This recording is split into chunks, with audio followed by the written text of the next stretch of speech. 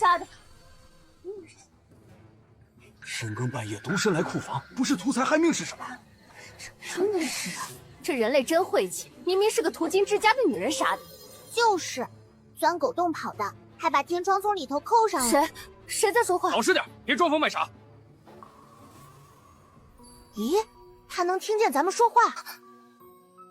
壁虎，我能听懂壁虎说话。大理寺少卿沈大人到。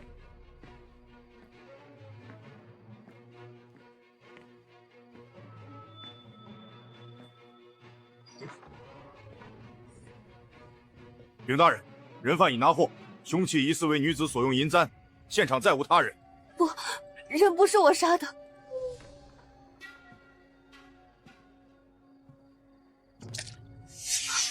这是……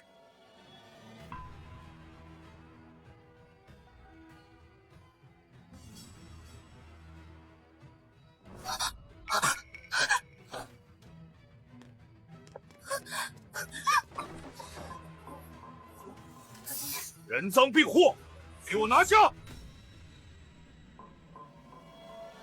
大人，人不是我杀的，真凶是个女人，她手上涂了金粉扣单。作案现场就你一个人，还敢狡辩，找死！休得胡言！住手！是。你继续。凶手是从后院狗洞逃走的，走前还将天窗从里面反锁了。死到临头还胡编！大人，天窗从未反锁。肃静！去查后院，你们去看看。是。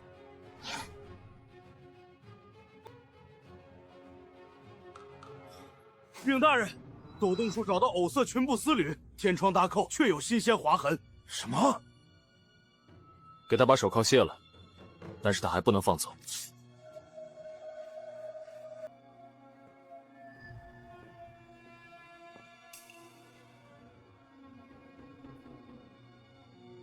你们能不能告诉我凶器在哪？后院老槐树下。为这墙根自言自语，这是吓疯了吧？让衙役去后院老槐树下挖一挖。哎，什么时候轮到你指挥了？去挖。是。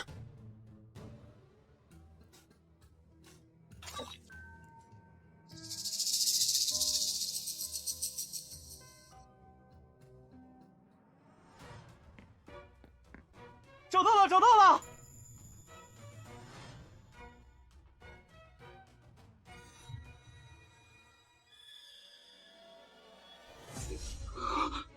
大人，毒字与掌柜伤口完全吻合。你到底是什么人？这些事从何得知？大人不用管我怎么知道的，给我半天时间，我帮你把真凶揪出来。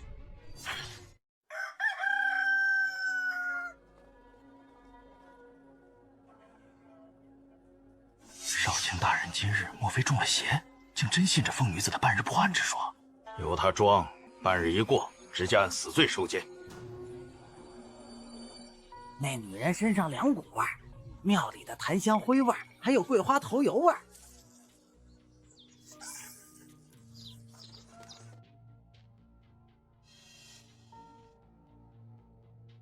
我给你们吃的，能不能帮我查件事儿？昨夜城郊报恩寺哪个香客身上有桂花头油味儿？记，吃人嘴软，这就去。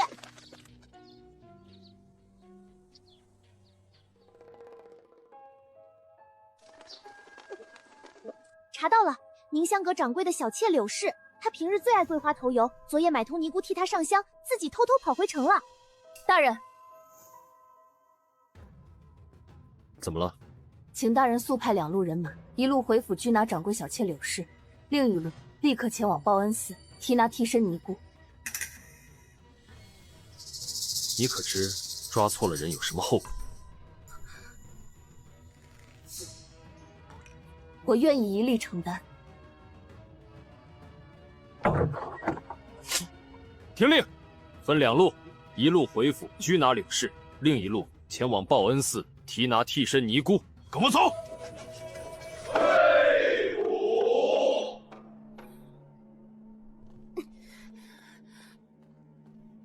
你被指控杀夫，有什么要辩解的吗？大人，民妇昨夜在报恩寺彻夜礼佛，未曾踏出房门半步，事态可证，何来杀夫之说？带证人。大人饶命！大人饶命！是柳氏给了10两银子，让平妮穿她的衣服在房中假装礼佛。是那个老畜生想将我卖出府，还克扣我母亲留下的嫁妆，他该死！画押，收监。不要啊，大人，饶了我吧！苏颜，你究竟是如何？案子既然破了，民女告退。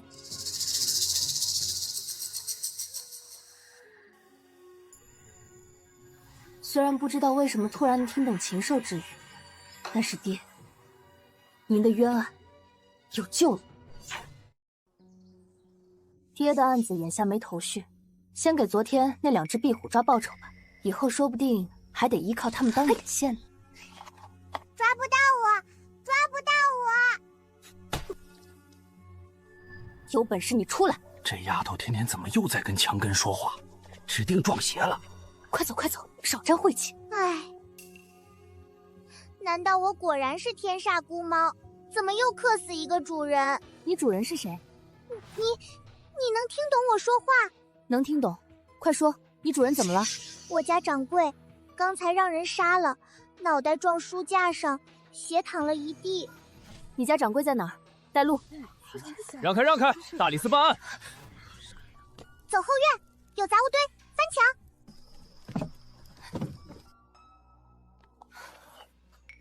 你看见凶手了？看得一清二楚，是个左撇子男人，左手推的掌柜，左腰挂着一块方木牌。苏颜，怎么哪儿都有你？把那东西拿远些！沈少卿断案杀伐果断，原来还怕一只小飞虫。放肆！深更半夜私闯命案现场，你该当何罪？慢，先让他说。凶手是个左撇子，左腰处挂着一块方形木牌，两人发生争执，凶手左手推了掌柜一把，掌柜失去平衡，后脑撞上了书架的尖角。他又是怎么知道的？大人，这也太玄乎了。左撇子，腰挂木牌，你怎么知道的这么清楚？你就当我能掐会算。大人若是不信，可以验尸，看他的伤口是否与这书架尖角吻合，再查查这掌柜到底是做什么买卖的。验。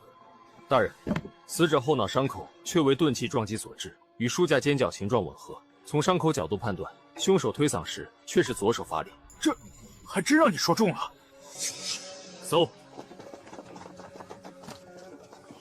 大人，搜出大量雕刻工具，这些刻刀的样式不像是普通书商用的。这刀法和石料，恐怕这陈掌柜不是卖书的，是个造假印的。造假？假官印，私刻官印，这可是抄家灭门的大罪。黑吃黑，或许是凶手与陈掌柜有交易，争执之下杀人灭口。搜，看看有没有刻好的成品。掌柜把好东西都藏在《说文解字》里了，那本书他天天摸，书脊都秃了，当谁看不出来呢？反正他也用不着了。那些印都是掌柜故意偷偷留下的，8成是想留着当把柄，结果还是被人杀了。唉，虽然他也不是什么好人，但好歹喂过我小鱼干。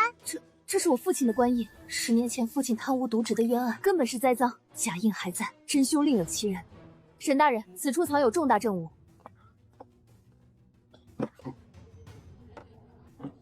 吏部、户部、兵部全都有。吏部侍郎、户部侍郎、大理寺丞，这些官印要是流出去，那还得了？牌制、字形、刀法一模一样，若盖上红泥，连本官自己都分不出真假。本官只问你一句，你究竟是怎么知道这些的？运气。运气？寻常的运气，翻不出掏空的说文解字，也猜不出凶手是左撇子，腰上还挂着方木牌。苏姑娘，你在隐瞒什么？大人审案凭的是证据，民女怎么找到的不打紧，重要的是这些假印是真的，不是吗？既然是伪造官印的行家，必有往来订单的台账。给我搜，连地砖都不能放过。是。听说这姑娘上次半炷香就破了凝香阁的案子，这回又来了，邪门的很。她是不是真能掐会算？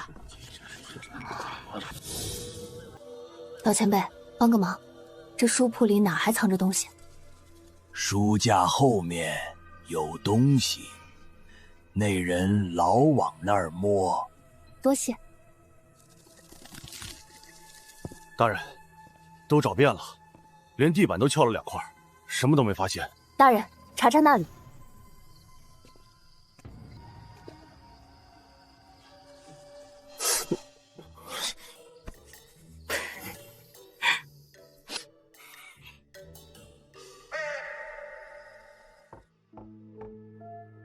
这里面是空的。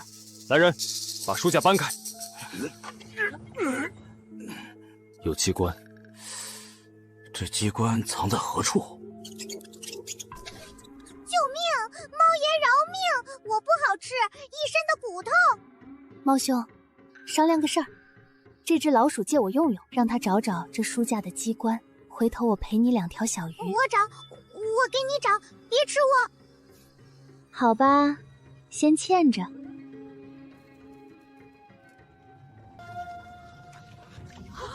动了！书架自己动了，这又是怎么做到的？还真有暗格。大人，这姑娘莫不是有妖法？大人，请吧。大人，这上头写的什么？癸未年秋，克姓魏，狼头记，造苏远大理寺陈印一枚，酬金300两。给我看看。我爹的案子，果然是有人在背后栽赃。苏远，那不是10年前？闭嘴！这是户部官造账册，姓魏的就藏在户部。狼头记是什么？宫中没有这个印记。户部，姓魏。那墨汁臭死了，我的脑袋！大人，拿走，快拿走！大人怕老鼠，头一回见沈大人这样。都闭嘴！谁在笑？明天去扫茅房。大人，这可是功臣，帮咱们找到机关的。苏颜，你再敢上前一步，本官治你妨碍公务。切，我的鱼竿呢？先欠着，下次加倍。你主人死了，往后跟我走。那你就是我的第3个主子啦。说真的，我觉得我真有点晦气。你莫要也死了。苏颜，我知道你想查你爹的案子，有机会本官会给你调出你爹的案卷。你肯让我看？你既有破案的本事，本官破一回例也无妨。我不必解释，本官不管你是法术还是别的什么，能破案就是本事。但若日后用这本事做不该做的事，本官就把你关进大理寺，跟老鼠作伴。大人，您怕老鼠，关我的时候记得别亲自来。本官不怕老鼠，本官是嫌它脏。这本台账上的每一人都要查。是。户部官署守卫森严，明着查，只会打草惊蛇。大人的意思是，本官若大张旗鼓去查，明日整个户部都会知道。那怎么办？我自有办法。你先回去，有消息我会通知你。苏姐姐，今天有米粒吃吗？去城西各条街巷找腰上挂着狼头木牌的人，找到了，这些全是你们的。明白了，兄弟们，走。沈大人有他的路子，我有我的。找到了，在哪儿？城西废弃的石料工坊，3个人进进出出的，每个人腰上都挂着那木头牌子。工坊里什么样？院子里堆了好多青石头，切成一块一块的，还有个大炉子，烟囱老冒烟。必须赶紧告诉沈大人。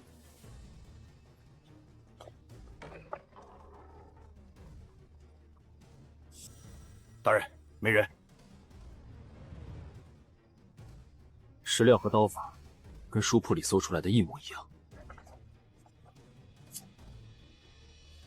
风口账册转移，他们收到风声，提前跑了。大人，后面灶台还是热的，人刚走不到半个时辰。分2路，一路追出城，一路搜附近街巷。是。你们这是搬家？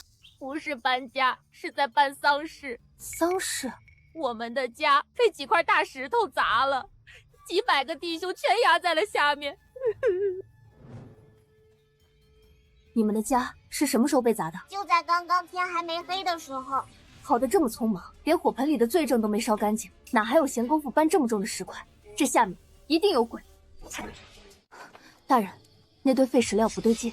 这些石料上连灰都没落，切口是新的。搬开！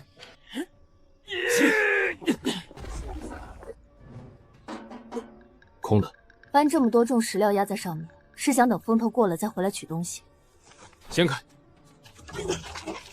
火把。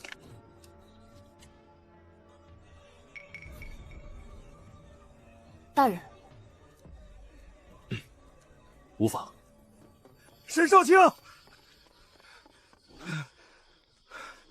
刑部尚书大人有令，召您即刻回刑部问话。所谓何事？有人上告，说您私自翻查旧案，动用邪术蛊惑人心。大人，这分明是有人收到风声，反过来咬咱们一口。你跟我一起走。大人，底下的东西现在顾不上。可要是他们也派人来把底下的东西取走了呢？你带2个人留下陪着苏姑娘，在我回来之前，任何人不得靠近这处地窖，刑部的人也不行。是，你留在这里，不准乱跑。从现在起，你是大理寺的协办，我让你说话，你再说话。协办？什么时候的事儿？刚才。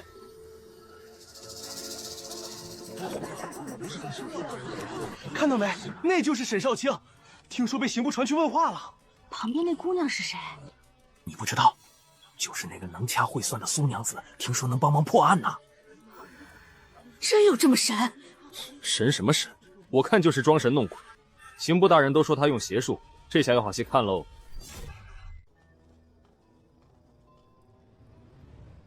苏姑娘，大人让你在这等着，别乱跑。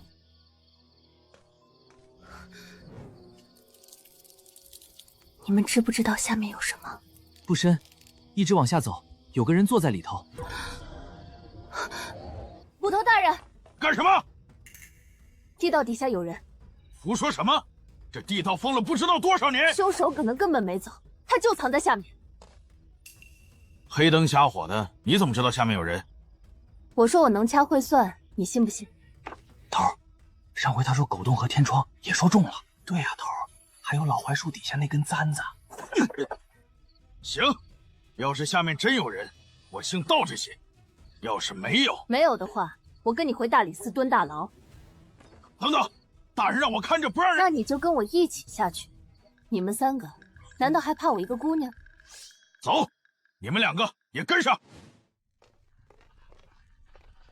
这地方怎么这么冷？闭嘴，别说话。就在里面。你往后站。大理寺办案，里面的人出来。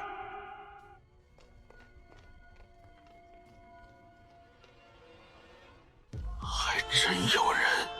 听着，你已经被包围了，站起来，慢慢转过来。听见没有？我叫你。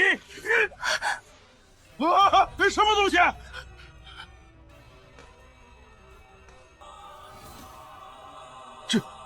这是死人！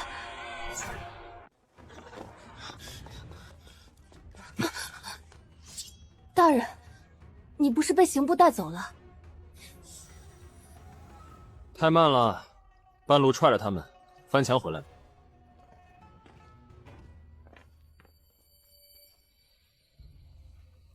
死了至少10年。这衣领暗纹和绑腿制式是旧款户部差役服，10年前就废了。户部的人死在这种地方。大人，他手里有东西。户部仓库的提货凭条，落款只有一个花押卫。卫，10年前掌管库房的。你们还悠闲呢？刚才有个穿黑衣服的人躲在门后，听见你们下来，从侧墙排水洞钻走了。大人，凶手刚才就藏在门后，从排水洞跑了。传令，封锁整条西街，挨家挨户搜。又是这种狼头木牌。大人，排水洞口捡到这个。这个凶手胆子真大，一直在暗中盯着我们。飞镖上的血还没干透，凶手刚才就在这密室里，他跑不远。他为什么回来？这具尸体身上一定有他没拿走的证据。提货凭条30，凭条上写的是提货30，30什么？货在哪？这些恐怕只有户部的人才查得到了。沈少卿，尚书大人有令，你再不出来，休怪我等无礼。大人，他们闯进来了。明天5时到衙门后门来，我让赵虎接应。大人你呢？我今晚得先去刑部蹲一夜。大人您回来了。我们已连夜把西街12条巷子全翻遍了，连地窖枯井都查了。废物，翻了一整夜，连个影子都没摸着。这王八蛋对城西的地形熟到家了。大人，让弟兄们歇口气吧。歇？凶手身上带伤，跑不远。现在歇，他就跑了。你们这么搜，他往哪个老鼠洞里一钻，你们找得到吗？那还能怎么着？我来想办法。你去哪儿？找真能钻老鼠洞的。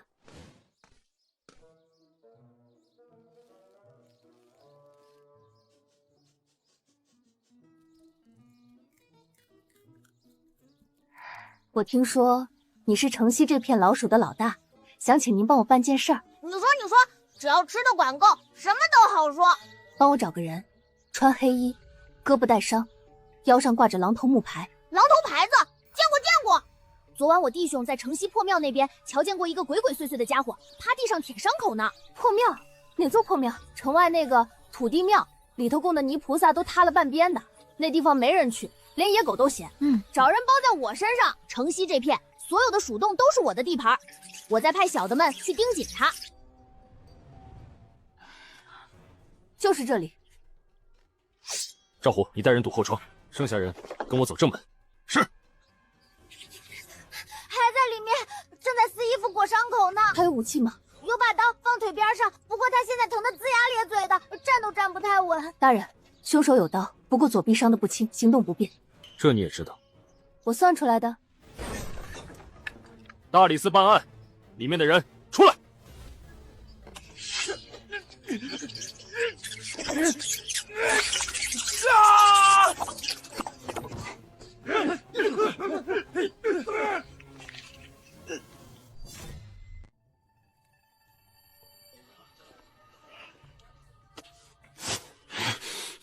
木牌对上了，伤口跟排水洞外的血迹也对上了。说，为什么杀陈掌柜？他找死！既然不肯交账本，那就得死！谁指使你的？不知道。拿钱办事，规矩就是不问主顾是谁。传话的都蒙着脸，声音是个男的，别的我都不知道。嘴还挺硬。我说的都是真的，我真的不知道上头是谁。报！大人，刑部郎中亲自带人过来了。沈少卿，停手吧。刘大人深夜来我大理寺刑房，有何贵干？此案牵涉户部机要，尚书大人有令，这人犯刑部立刻提走。这人犯是我大理寺抓的，案子是我大理寺审。尚书大人凭什么提人？凭什么？就凭你沈少卿未经刑部批准，私自翻查10年前的旧案，还带了这么个不知来历的民女进大理寺协办。听说这民女会什么能掐会算的邪术？沈少卿，你好歹是朝廷命官，竟被一个江湖骗子哄得团团转。这位大人是不是骗子？抓到的凶手摆在这儿呢。放肆！有你插嘴的份儿？他是本官的人，刘大人有话跟我说。哼，这是刑部的提审文书，上面盖着尚书大人的官印。沈少卿，你看看清楚。又是这个木牌，他是刑部的官，怎么又跟户部的人有牵扯？带走。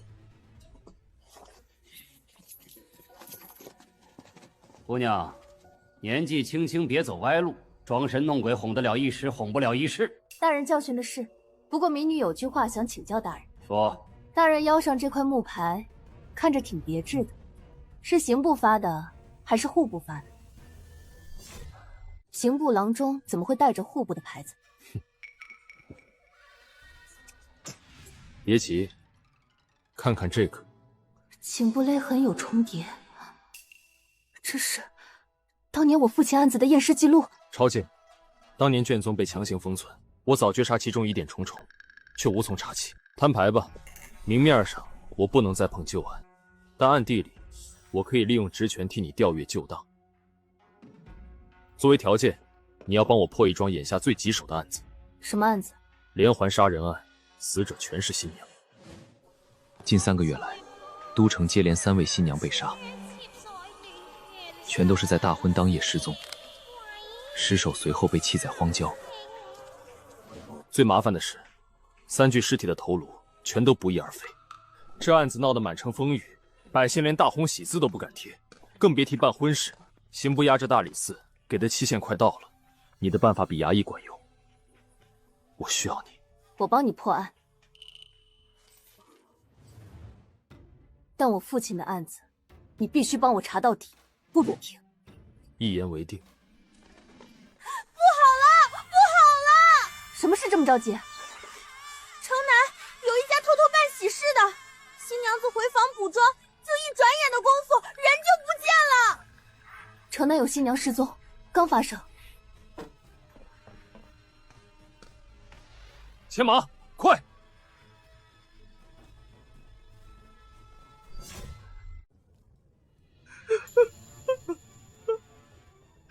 没了，全没了，就一炷香的功夫。说清楚，人怎么没的？拜完堂，他回房补妆，我敬完几杯酒就去敲门，里面没动静，门窗全都从里面拴得死死的。我们撞开门，人就不见了。地上没血迹，屋里没摔碎的东西，新娘子没有反抗。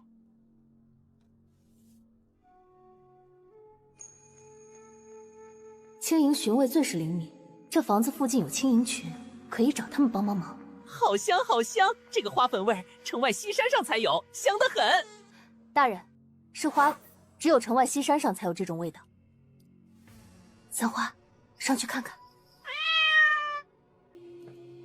梁上有新鲜脚印灰，有人从屋顶掀开瓦片跳下来，开了窗栓，走的时候又原样拴上了。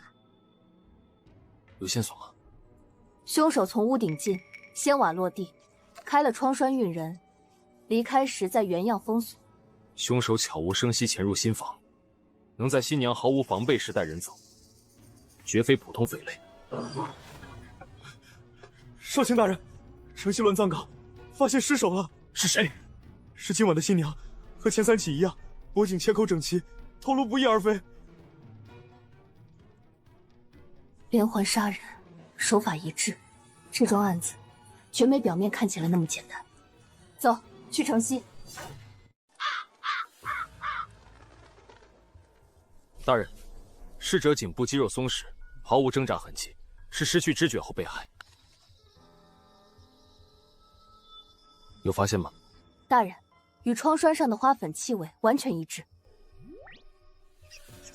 这，我知道，往西3里有个废弃别院，院里种满了这种白花，平时根本没人敢去，都说那里闹鬼。往西3里，废弃别院。集合所有人手，跟我走。别去，凶手能在张府来去无踪，警惕性极高。现在贸然冲过去，只会打草惊蛇。你去西边3里的别院探路，看清布局，立刻回来。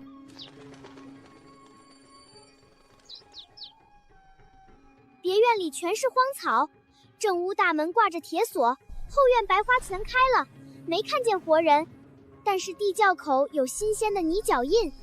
我们走。三花，你顺着排水洞进去，摸清里面的情况。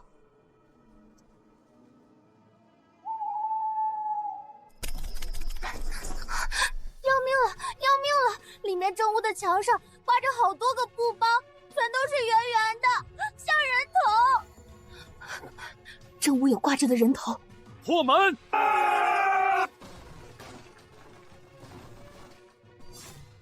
中计了，人呢？刚才还在的，你们撞门的时候，有个跛脚男人扛着滴血的麻袋从后门跑了。完了，来晚了。后门，刚走。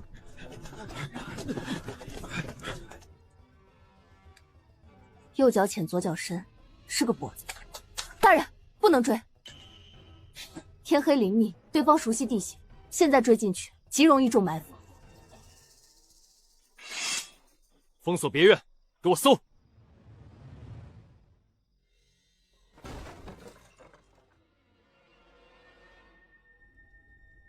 仔细搜查每一寸地方。狼头印记，这纹路和之前案子里的那块木牌分毫不差。这桩连环杀人案，竟也和卫星人有关。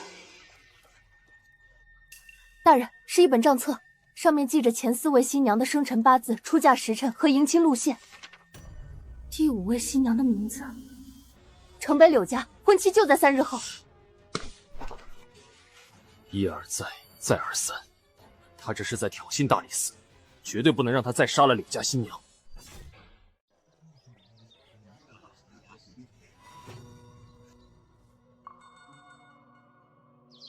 麻雀，你们在屋顶负责放风。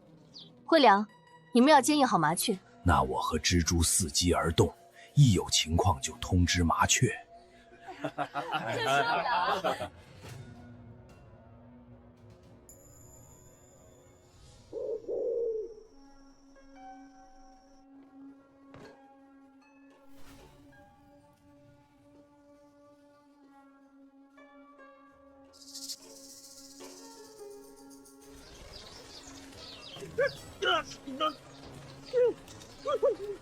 什么东西？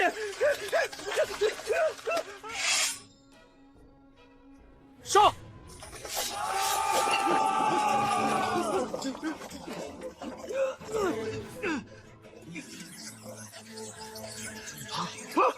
滚开！滚开！别动！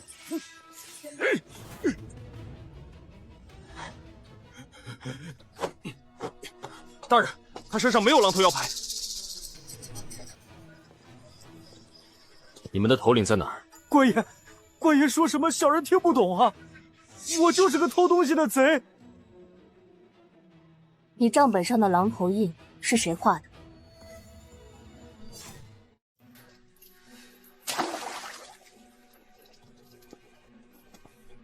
再问一次，那枚狼头印是谁画的？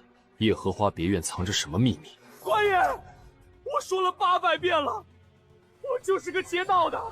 我看那些新娘子戴着金银首饰，图财害命，割他们的头是为了泄愤。什么狼头，什么别院，老子根本没听过。查过了，他的住处只有这些破烂首饰，没有任何与官府相关的物件。大人，不对劲，一个普通匪类，怎么可能精准掌握每位新娘的生辰八字？怎么可能每次都避开巡防营的引线？他背后一定有人。三花，你找到了。三花把别院、把地窖和墙缝翻了个底朝天，找到了这个户部工坊的专属铜环，只有户部下辖的工匠才配持有。走，去牢里再审。大人，不好了！大人，那个跛脚犯人上吊自尽了。哼！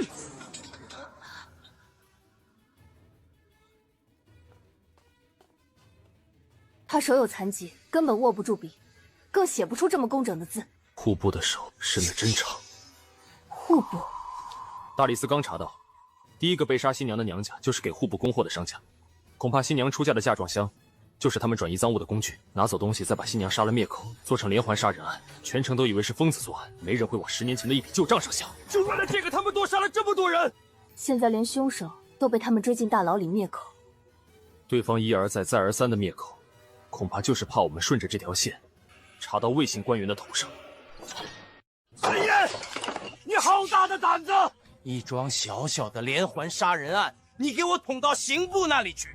现在人死在了大理寺的牢里，你让本官的脸往哪儿搁？让大理寺的脸往哪儿搁？下官只是想查明真相。真相就是凶犯畏罪自尽，此案已结，罚你半年俸禄，闭门思过。再敢节外生枝，就给我滚出大理寺！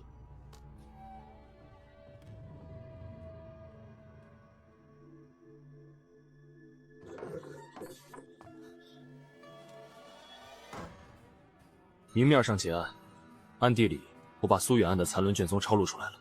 户部官银偷梁换柱，贪没3万两。父亲当年在查户部官银造假。他查到了关键线索，然后就被人弹劾贪墨，1周之内定罪入狱，最后畏罪自尽于天牢。户部工匠魏松左腿有疾，事后告老还乡，不知所踪。跛脚，姓魏，户部工匠。10年前的魏姓工匠和10天前被灭口的跛脚男人，他们是同一个人，或者是同一伙人。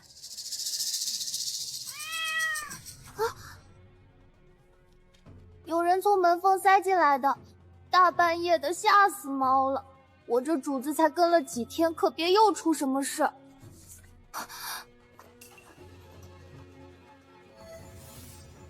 谁？是谁？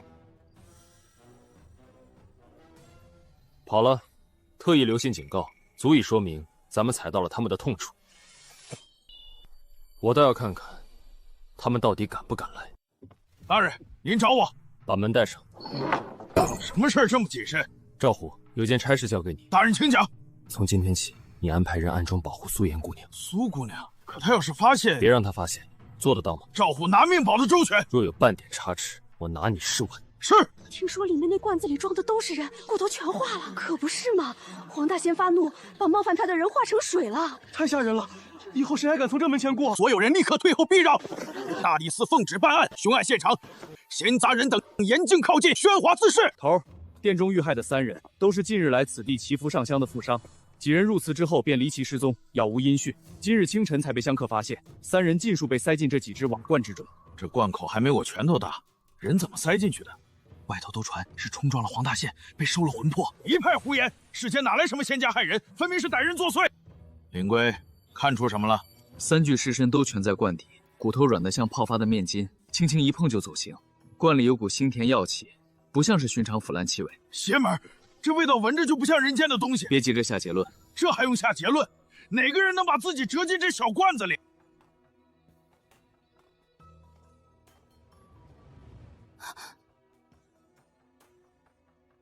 晚上来找我。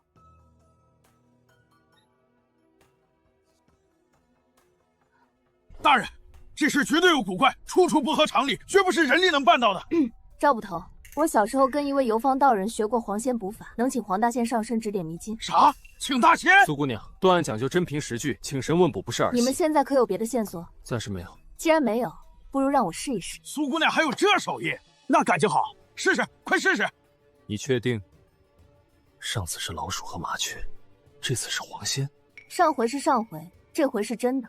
大人，就让苏姑娘试试吧，总比干瞪眼强。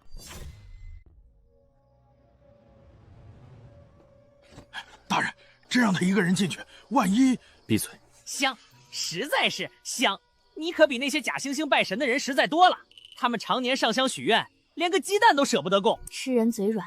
我问你，案发那天夜里，你看见什么了？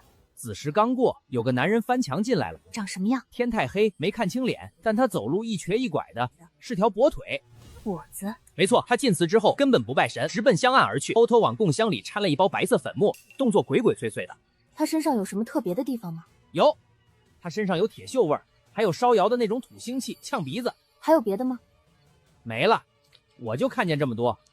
这鸡是你的了，往后有事还来找你。有鸡好说，没鸡免谈。苏姑娘，黄仙显灵了没有？黄仙托梦给我了。说什么？凶手是个跛脚男人，身上常年带着窑土气味。连这个都能问到？药粉就下在供香里。黄仙指了路，往后山废弃窑厂的方向搜。黄仙真这么灵，连窑厂都知道。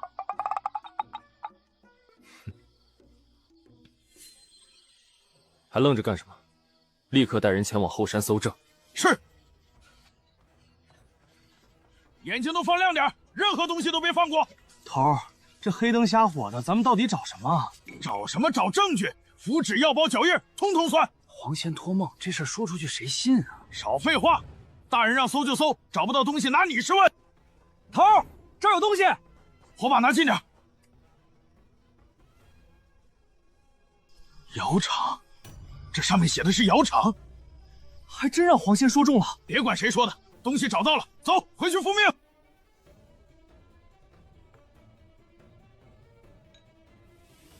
软金散。软金散是何物？一种失传的西域奇毒，无色无味，混入香中点燃，吸入之后1个时辰内，全身骨骼就会软得像面筋一样。所以那些死者是活着被塞进瓦罐的。凶手先把人毒倒，等骨软了，再像折折布一样把人折进罐口。人在罐里醒过来，动不了，喊不出，只能慢慢闷死。昨晚你在这里吗？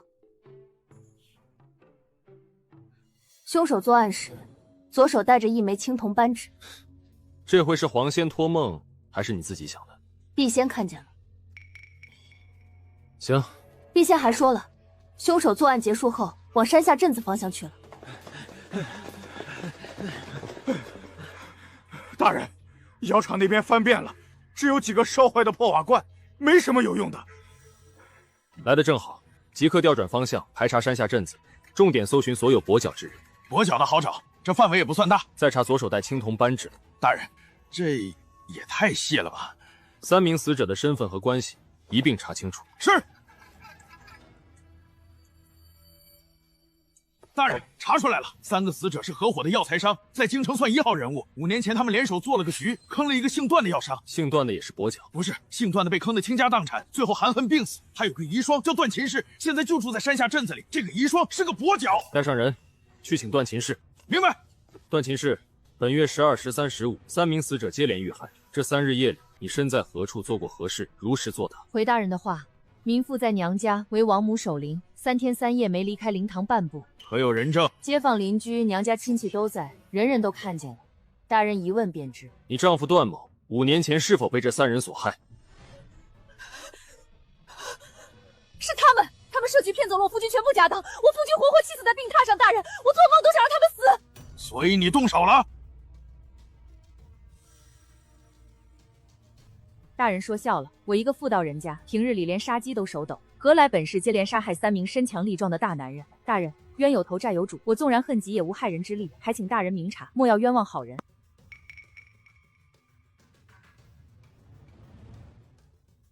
三华，帮我引几只蚂蚁进来，仔细查验那位夫人的鞋底，看看是否沾染残留毒粉。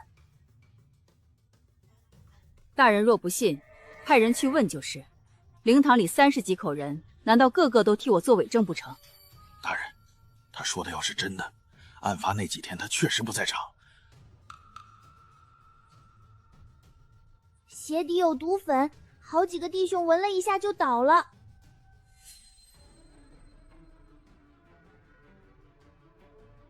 大人，搜他的鞋底。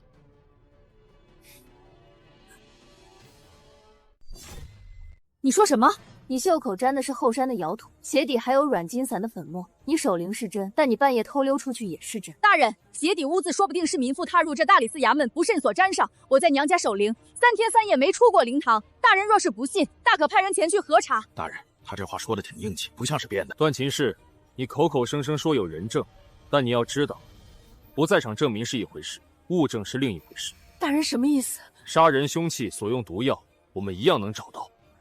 到时候有没有人证都不重要。赵虎，在，持我的手令，带人搜查段秦氏住所，以及他从娘家到大理寺沿途所有可能经过的地方，一块石头缝都不准漏。是。赵捕头，你们去搜镇上，我去后山再转转，说不定黄仙能再给点提示。行，苏姑娘你小心点。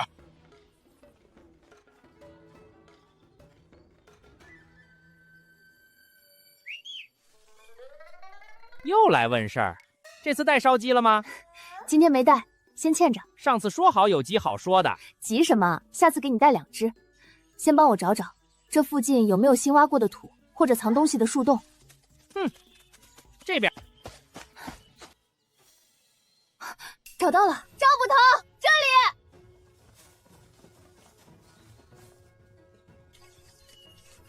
头儿，有东西。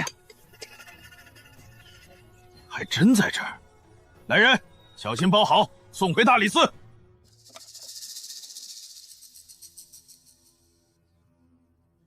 大人，扳指上的指纹与段秦氏右手食指完全吻合，扳指内侧残留的粉末正是软金散。怎么会？我明明埋得很深。你埋得再深，也架不住黄仙显灵。对，是我杀的，3个人都是我杀的。我夫君被他们坑得倾家荡产，病死在床上，尸骨未寒。他们3个在京城喝酒吃肉，还到处吹嘘自己手段高明。我每次听到都恨不得拿刀冲到他们面前。你是怎么做到的？我提前混入了黄仙祠，将软筋散药粉悄悄掺进了供香里点燃。他们闻了烟，没一会儿就浑身发软，倒在了供桌前。然后你把他们塞进瓦罐里，一个接一个塞。他们还醒着，眼睛瞪着我，嘴里说不出话，只能发出哼哼的声音。我就看着他们的眼睛一点一点塞进去，盖上盖子。荒唐！软筋散早已失传，你从何处得来的毒药？案发前1个月，有个陌生男人找到我，他说他可以帮我，卖给我1包毒药，收了5两银子。从那以后，我再也没见过他。他身上有什么特征？他戴着斗笠，遮了大半张脸，看不清长相，腰间挂着一块腰牌，是狼头形状。查到了。户部那边翻了个底朝天，在职的、离职的，700多号人的腰牌全对过了，结果呢？没有一个狼头形状的都没有。那帮户部的老油子还说，朝廷规制里压根就没有狼头这号腰牌样式。地下药材和黑市那边，7大黑市全扫了一遍，地下药铺的账本翻烂了，没找到软筋散的来源。那个卖药人就像从来没在这京城里待过一样。画像呢？找了3个画师，按段秦氏说的画了3张，拿去给城门守卫和黑市伢子认，都说没见过。一个大活人带着1包失传的毒药在京城里转悠，找到段秦氏，收了5两银子，然后消失了。大人，这事邪门，我看是有人在替他隐藏痕迹。大人是说，朝廷里有人？查下去，盯紧城门，严查所有进出的药材商人。不管他藏多深，只要他还在京城，总会露头。是。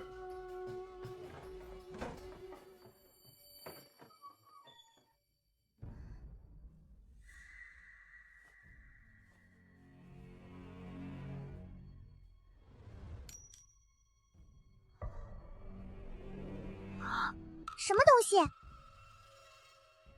上元夜城西破窑，告汝父真相。这个节骨眼上刚审出狼头，就有人给你塞纸条。苏颜，这是陷阱，摆明了是陷阱。你别去，我真不想再死一个主子了。你嗯什么？你不会真要去吧？你疯啦！他们能卖毒药给段秦氏，就能用毒药对付你。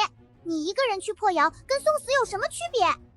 我爹的案子查了10年，这是第1条线索。那也得从长计议，拉上沈燕，拉上赵虎，带一队捕快去。字条上写的是告汝父真相，不是告大理寺真相。他只约我1个人。所以呢？所以你就乖乖去。三花，我等这条线索等了10年，是陷阱也好，是圈套也好，去了才知道，不去，我永远不知道我爹是怎么过世的。苏颜，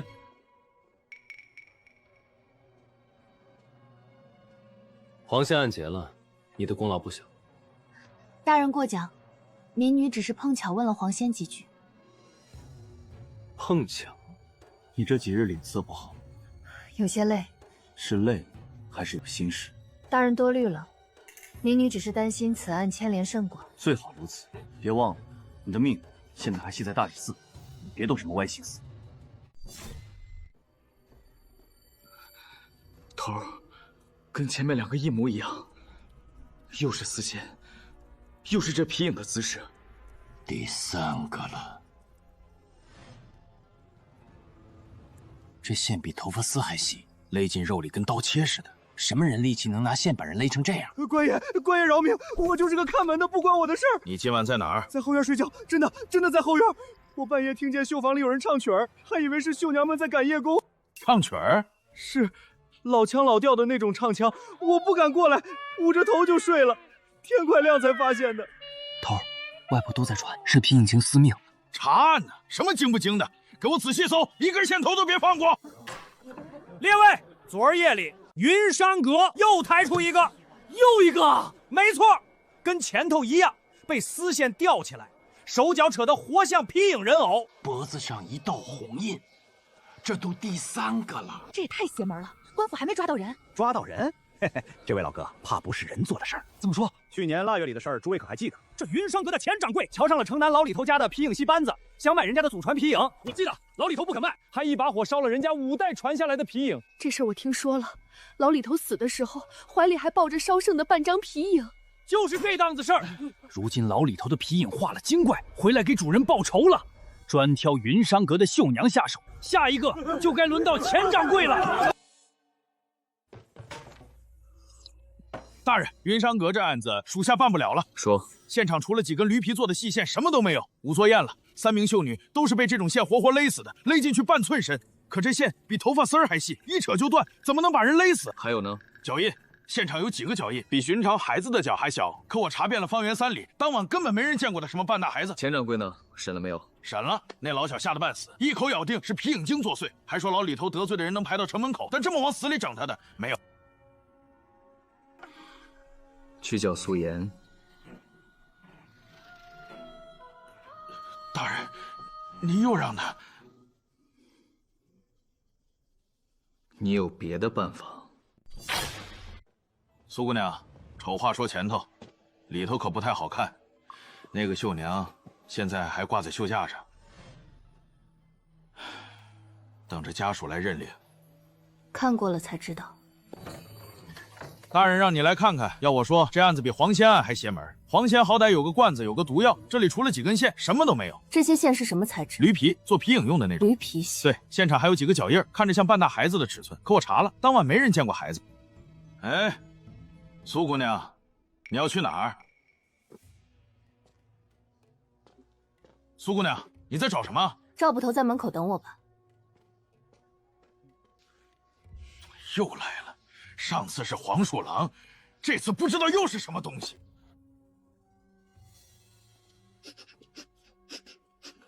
这地方一股霉味，连老鼠都不爱待。再往里面走。蜘蛛，我最会抓。不是跟你玩的。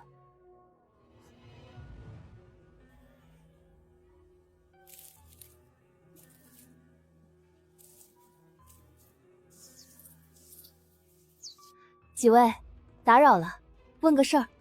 甜。还有更甜的，你们在这面墙上多久了？3代，我爷爷的爷爷就在这面墙上结网。那这几天夜里，有没有什么不寻常的事？那几个人死的那几夜，你们在这后墙上看见什么了？看见了，有个东西从这面墙上爬过去3回。东西？不是人？勉强算人吧，又干又瘦，像只脱了毛的老鼠。老鼠！别吵，那人身上有什么味道？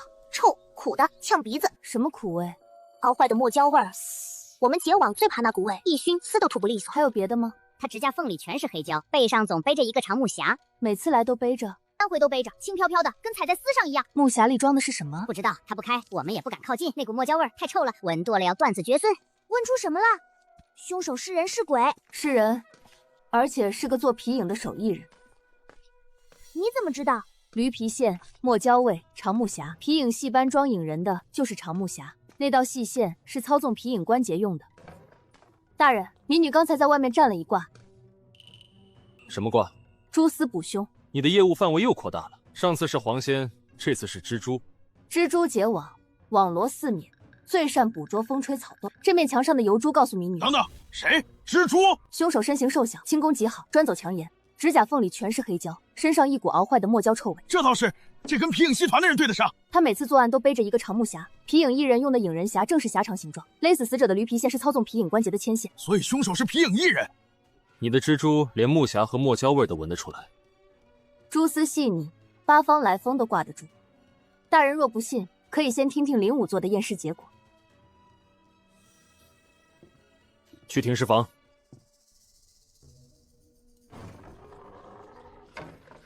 大人来的正好，有新发现。说，死者颈部搂痕里残留的碎屑是松香胶屑，这东西是用来熬皮影胶料的，市面上不常见。死因，3人死前都被下了迷药，剂量很猛，中招之后完全没有挣扎能力，迷晕之后再吊上去的。对，凶手先把人迷倒，再用驴皮线套住脖子勒死，然后把尸身吊上绣架，四肢用丝线拉扯固定，摆成皮影的姿势。大人注意看这个结法，怎么讲？凶手绑四肢用的结不是普通的绳结。这是皮影关节的专用扎结法，用在影人身上。不懂皮影的人打不出这种结。也就是说，凶手不但会做皮影，还会操纵皮影，8、9不离10。京城有多少皮影戏帮？加上走街串巷的散户，手艺人大约有60、70人，全带回来，一个一个问。赵捕头，这是10年前皮影行会的入会名册，全在这儿了，放那儿。老周，你们这档案库多少年没打扫了？大人，这都是陈年旧档，平时也没人来。行了行了，你去忙吧。魏九原盛华班皮影艺人，3年前因偷窃同门皮影原稿，私自倒卖，被行会除名，逐出师门。此后下落不明。大人，找到了。魏九，盛华班3年前被逐出师门。这人跟苏姑娘说的一模一样，皮影艺人出身，犯了事被赶出去的，不在现役名册里，而且他下落不明，没人知道他这3年在干什么。他住哪儿？名册上登记的旧地址在城南，3年前就搬走了，属下已经让人去城南查了。你怎么了？民女只是觉得这名字有些耳熟，像是在哪儿听过，一时想不起来。赵虎，城南的线索继续追，顺便调魏九在行会的全部档案，包括他当年偷的是谁的原稿，卖给谁了。是。大人，既然有了名字和旧地址，让民女去城南走一趟，有些线索官差问不出来，街坊邻居倒可能愿意跟我这种老百姓说。赵虎，派2个人跟着他。谢大人。你又闻不到墨椒味，来这儿有什么用？我闻不到，有人闻得到。打扰了，帮我找一股味道。熬坏的墨椒又苦又呛，黏糊糊的。你说的那个味道，在这一带能不能闻到？闻得到，太苦了，我们路过都要绕着走。在哪个方向？顺着墙根往南一直走，越往南越浓。那边有座破院子，苦味就是从那儿散出来的。多谢。往南走，那边有座废弃的院子。大理寺办案，里面的人出来。大人，桌上煤灰跟别处不一样，人刚走，不会超过半个时辰。搜仔细点。辰时出门买脂粉，午时在巷口茶摊喝茶，有时3刻独自回房。大人，这是……他把每个绣娘的作息时辰和日常路线全摸透了，什么时候出门，什么时候落单，走哪条路，记得一清二楚。看来他蹲点盯了很久。对，他选定目标之前，已经把这3个人的生活规律摸得比他们自己还清楚。大人，这罐子里有药渣，味道很冲。带回去给林龟。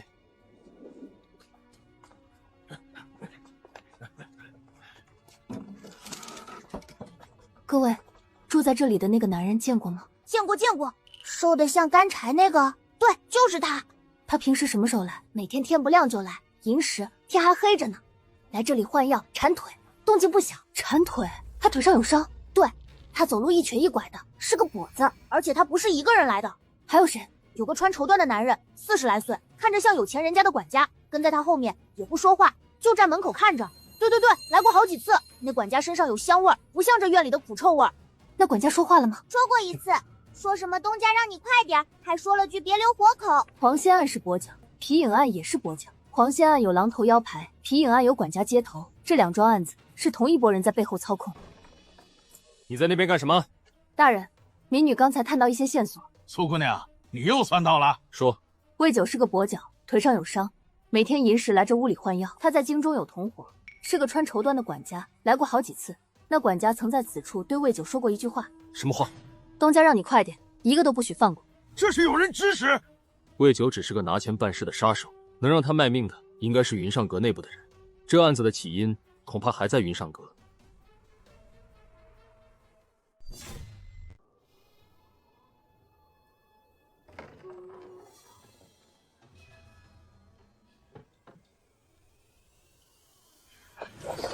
别动！好汉饶命，饶命啊！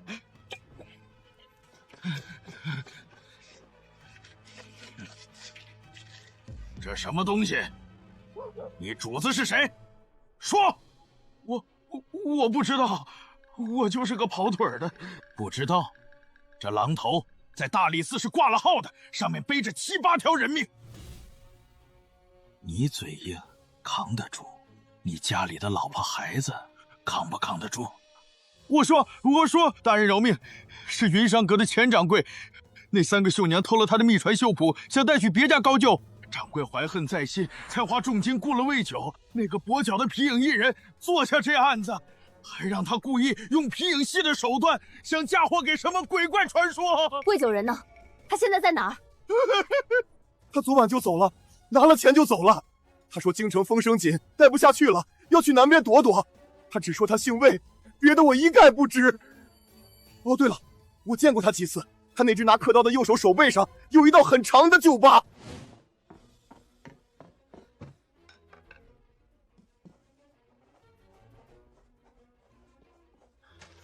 立刻签发海捕文书，连夜送往京城各大关隘，命沿途所有岗哨严查每一个出城的跛腿男子。是。这个魏九反应这么快，像一条滑手的泥鳅，一旦入水，再想抓住就难了。这个狼头组织的水比我们想象的还要深。他在京城犯下这么多案子，一定不只是为了钱财，必须查出他真实的目的。快看快看，抓出来了！好，抓得好！丧尽天良的东西，连自己绣娘都杀。为了吞人家的皮影原稿，害死6条人命，活该千刀万剐！都散了，都散了，案子结了，大理寺会给死者一个交代。那原稿你们找不到的，谁也找不到。你再说一遍！我说了，已经不在我手上了。你们抓了我，背后的人照样逍遥快活。背后的人是谁？押回去，连夜审。大人，这是云上阁案的物证清单和补充勘验记录，制造局那边的回函也到了，拿来。此绸纹样与10年前户部失窃官绸特征吻合，该批官绸共计300匹，案发后仅追回半数，其余下落不明。此疤痕与黄仙案死者颈部勒痕、书破案死者腕部绑痕所用绳索纹路一致，3桩案子全拴在同一根绳上了。大人，这根绳子那头拴的是什么？一头狼。苏姑娘，留步留步！赵捕头，有事儿？苏姑娘，这一案全靠你那个潮虫问路、蜘蛛卜卦，真神了！这点小意思你收着。赵捕头，你这是做什么？破案是大理寺的职责，我不过是帮了点小忙。哎呀，你那是小忙，没有你，这魏九还不知道在哪个墙头上趴着呢。银子你收好，我不缺这个。苏姑娘，那你那个仙家手段能不能教教我？你想学什么？就那个跟黄鼠狼说话、跟蜘蛛打听事儿的本事，我也想跟黄仙聊聊，往后办案多方便。赵捕头，这本事是天生的，教不了。那教不了本事，帮我算一卦总行吧？算什么？算姻缘。你看我这年纪也不小了，整天办案，连个媳妇儿的影子都没见着。你帮我问问黄仙，我那未来的媳妇儿什么时候能碰上？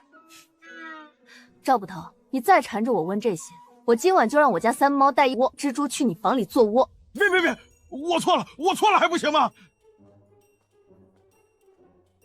这姑娘本事大，脾气也大。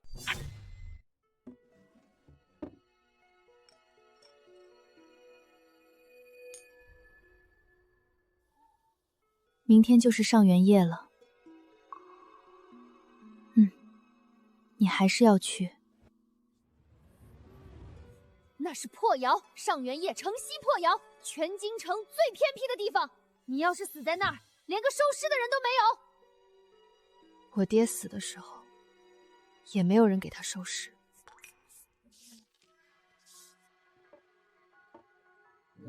三花，如果我明天晚上没回来，我去找沈燕。不行，这事不能把他扯进来。你已经把他扯进来了。你以为他查狼头查到现在，还会置身事外？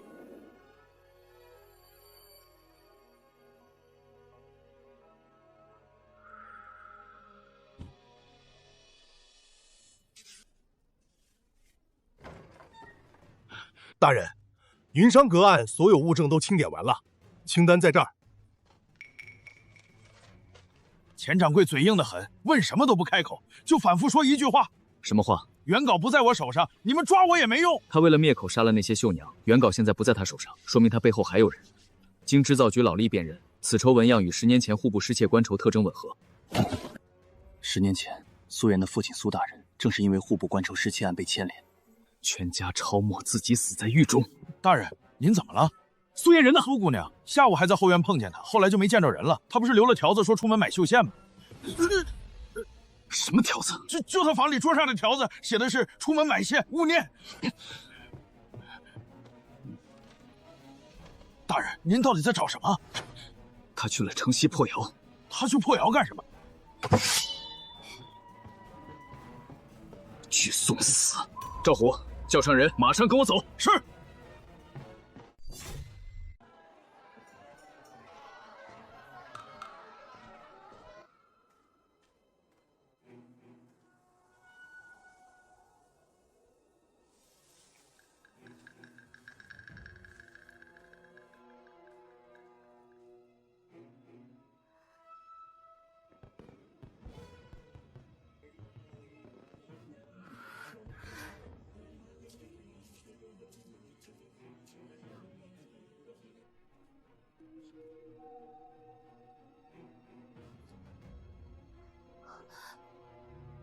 罪书。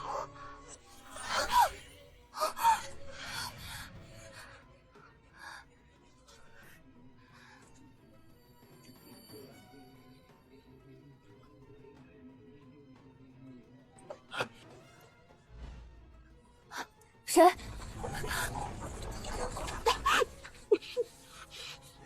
丢我来的人，从一开始就要我死在这里。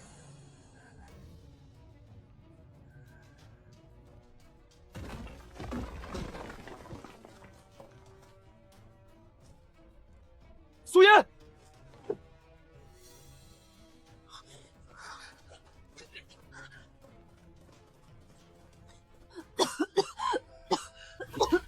赵虎，在。外围搜了没有？搜了，人跑了。他在尸体上放了一把火之后窜进林子了。大人，凶手跑得太快没追上，在林子里捡到这个。又是榔头。里面怎么样？火灭了，但尸体保住了。你们让开点，我要跟大人说话。说，死者是中年男子，身高约5尺3，致命伤在后脑，钝器重击，一击毙命。死亡时间呢？看骨骼风化程度和墙上刻痕的情况，这人死了大约10年。你说什么？10年，死亡时间在10年前。我父亲苏远入狱，就是10年前。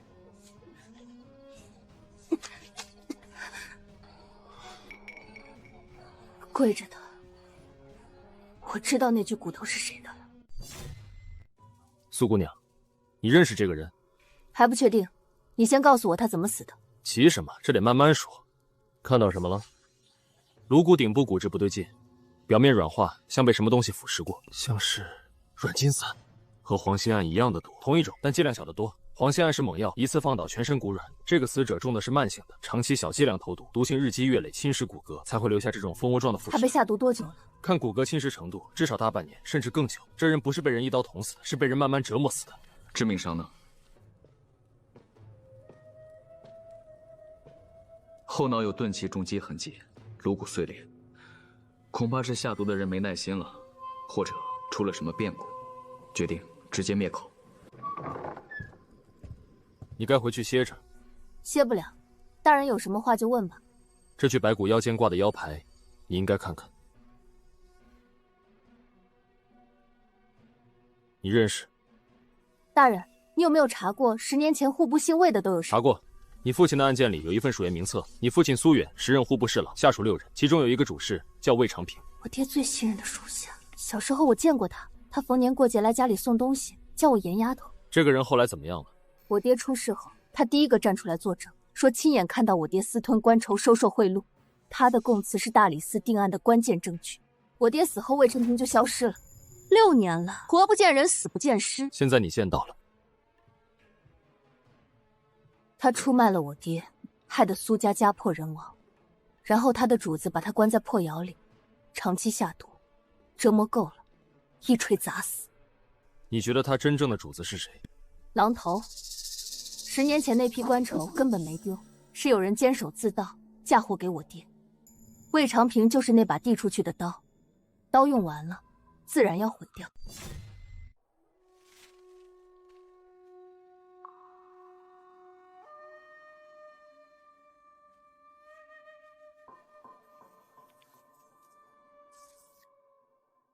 你是谁？这地方多少年没人来了？除了前几天半夜放火那帮人，差点把我洞门口的土都烤干了。前几天夜里的事你也看见了？看见个屁！我在地下，只感觉到上面热得要命。你是来查那件事的？不止。我问你，这底下以前埋过东西，对不对？你问这个干什么？告诉我，什么东西？什么时候挖走的？你这人没带吃的来，光问问题。甜，行，你想知道什么？这底下埋了什么？箱子，木头的，外面包了铁皮。箱子运去哪里了？往东走了，车辙压得极深，压死了我们好几个弟兄。铁皮木箱极重，往东运，不是寻常物件，难道是金银？还有要问的吗？没有，我回去睡觉了。去吧。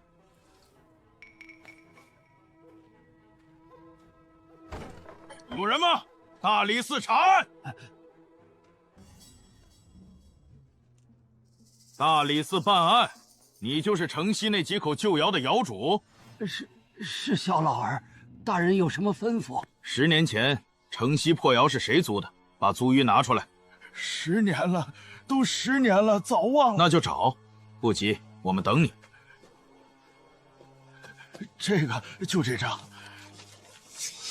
魏松，姓魏的又来了。大人，这个人是不是犯了事儿？当年我就觉得不对劲儿，租个破窑又不烧窑，神神秘秘的，还不让人靠近。我每回在门口挡着，给钱就让我走，多看一眼都要骂人。他租了多久？租了好几年，租金也没人交了。我去看过一回，窑里空了，人也没了。老张，这人要是还活着，你想得起来他长什么样？随时来大理寺找我。小老夫记住了。魏九、魏松都姓魏，都是跛脚，都与这几桩案子有关。他们是同一伙人。魏长平被我父亲重用多年，从未听说他有腿疾。魏到底是一个姓，还是一个代号？你说底下埋过东西4只铁皮木箱，极重，3年前被人连夜挖走，运往城东。我怀疑是当年那批没追回来的官绸折成的金银。你怎么知道的？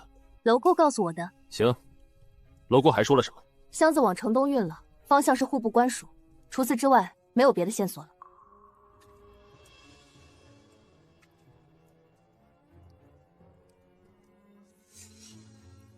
又是你！上次那个黄鼠狼说你抠门，连烧鸡都舍不得带。这次有正事儿。什么事儿？这面墙你们比谁都熟，帮我搜一遍，每一道砖缝，每一个暗格，只要里面有东西，雕出来给我。搜出来有什么好处？一盏茶的功夫，我让人去捉一罐活蚊子来，够你们吃3天。这还差不多。兄弟们，干活了！你平时跟多少种东西说过话？没数过，够用就行。这东西卡在最深的砖缝里，找了一盏茶。出去就给你。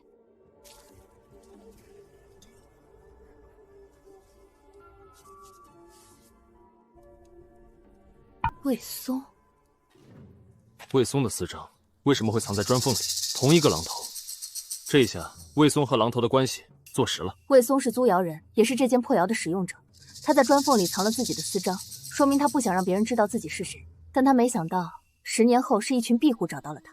他藏私章，是因为这个章会暴露他的身份，还是因为章上的榔头会暴露他的主子？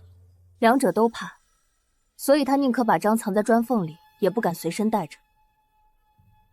这枚私章加上老窑主的证词，魏松这个人的轮廓已经出来了。魏长平、魏松、魏九，3个姓魏的，一个死在这破窑里，一个在这破窑里埋过赃物，一个用这破窑当据点杀过人。这座破窑就是他们背后的主子给他们画的地盘。魏松的旧宅，户部档案里登记的地址就这儿。不过这宅子空了有些年头了，邻居说7、8年前就没人住了。砸开。是。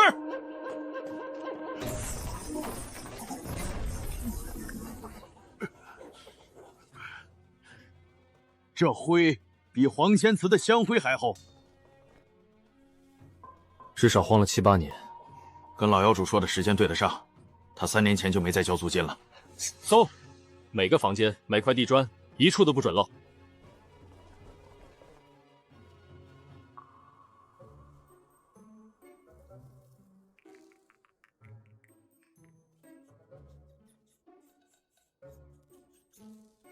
你是谁？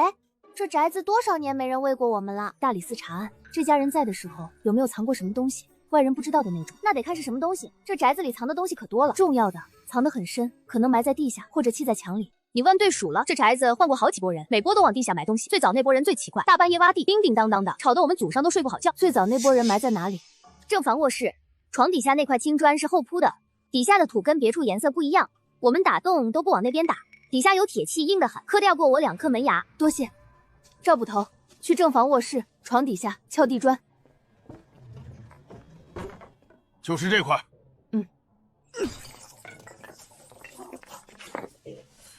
有了。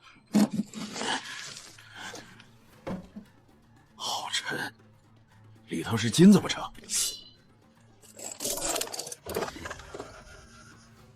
天寿3年，荣甲银5万两，送兵部理侍郎处；天寿4年，荣甲银8万两，转交漕运王司节。荣甲银，大人，这是铸甲银的账本。大理寺也有人收了甲银。妈的，难怪当年的案子查不下去。苏远查至此处，虚除。花白银3000两，伪造苏远贪墨扬州赈灾款账册1本；花黄金500两，买通天牢狱卒，与范氏中下千机药。千机药，那是剧毒。服后全身抽搐，筋骨蜷缩，死状极惨。你父亲苏远，当年是查到了这个假银窝点，他顺着官筹的线索一路追下来，查到了破窑，查到了荣银炉。这群人怕他继续往下查，就伪造了贪墨账目栽赃他，又买通天牢里的人，在牢里下了毒手。我爹根本不是畏罪自杀，他是被灭口。他在牢里的时候，我去探过监，他跟我说，严丫头，爹没贪过1两银子。他说这话的时候一直在咳嗽，脸色发青。我当时以为他是在牢里染了风寒，现在才知道，那是千机药发作的症状。他就在我面前，在一点一点被毒死。大人，这本册子上记录了所有收过假银的官员，至少是一部分，兵部、漕运、户部、刑部都有，还有大理寺。对，能调动这么多衙门的人，把假银从破窑铸出来，分送到各部，再一层层洗白，这个人不是一个魏松能扛得动的。魏松只是执行人，魏长平负责在户部做内应，嫁祸你父亲。3个姓魏的各司其职，能同时指挥这3个人的人，就是那个甲等密榔头的主人。对，这本荣银日记加上这半枚甲等密榔头令牌，就是我们撬动这桩10年旧案的铁证。收队，回去以后，这本册子上出现的每一个名字全部抄录在案，查得到的一个个审，查不到的掘地3尺也要挖出来。是。苏妍在。这本册子是给你父亲翻案的铁证，但是你不能急，这件事还需要从长计议。赵虎，你来看这几页。大人，这页上怎么全是诛杀批注？城魏忠诚、忠诚验记、交魏忠诚入库，这3处全是指向同一个人。魏忠诚？户部哪个魏忠诚？户部右侍郎魏成礼，正3品，整个户部只有他一个人称忠诚。魏成礼，姓魏，他是魏松的亲叔父。亲叔父？我调过户部官员的族谱档案，魏成礼、魏松、魏长平3个人都出自同一个魏氏宗族。魏成礼是魏松的叔父，魏长平是远房旁支，论辈管魏成礼叫一声堂叔。妈的，这是一家子全在干黑活。魏成礼掌管户部金银熔铸与调度之权，每一笔官银的铸造和调配都要经过他签字。10年前假银案最大的受益者就是他。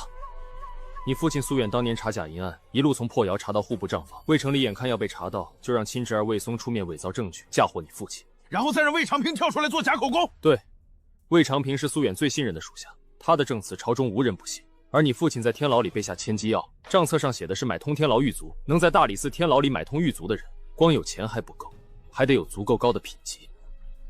大人刚才说魏成礼掌管什么？户部金银熔铸与调度。那他为什么要租城西那口破窑？3品大员，有自己的官署衙门，有自己的驻银局，他为什么要让侄子去租一口废窑？因为在那口窑里干的活，不能让人看见。官银熔铸有严格的流程和监管，但废窑不一样。魏松租下城西破窑后，对外说熔铸官窑物件，实际上在窑里用真官银掺铅掺锡，熔成劣质假银。假银送进国库，假银入库充数，真银进魏家私库，一进一出，真金白银就洗成了魏家的私产。魏成礼现在还是户部右侍郎？是，而且他在朝中根基极深，门生故吏遍布户部、刑部、漕运。我们手上这本账册上的名字，少说有3成是他的门生。那咱们拿这本账册去拿人去？对，所以不能明着来，一旦打草惊蛇，这些人联手反扑，我们手里的证据还不够硬。大人，明账上有他的名字，有他签的字，还不够硬？账册是魏松的，签字是批注，不是他亲笔。魏长平死了，魏九也死了，魏成礼可以一口咬定这本账册是魏松假借他的名义伪造的，只要没有人证，他就能脱身。那咱们怎么办？继续往下挖，账册上还有别的名字，兵部的、漕运的、刑部的，这些人里总有一个愿意开口的。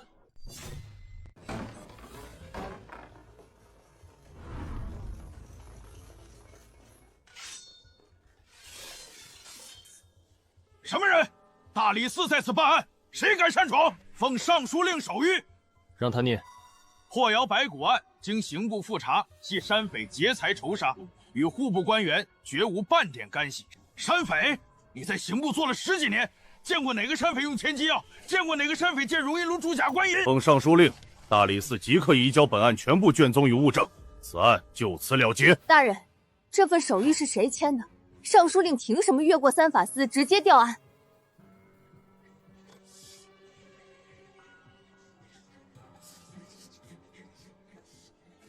赵虎，装箱。大人，这可是装箱。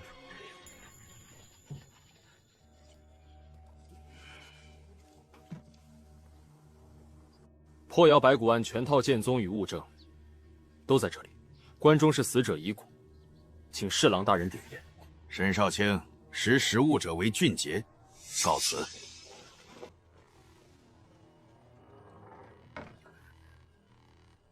你就这样把犯案的铁证交出去了？那本日记上写着我爹是怎么被冤枉的，怎么被毒死的，你全交给他们了。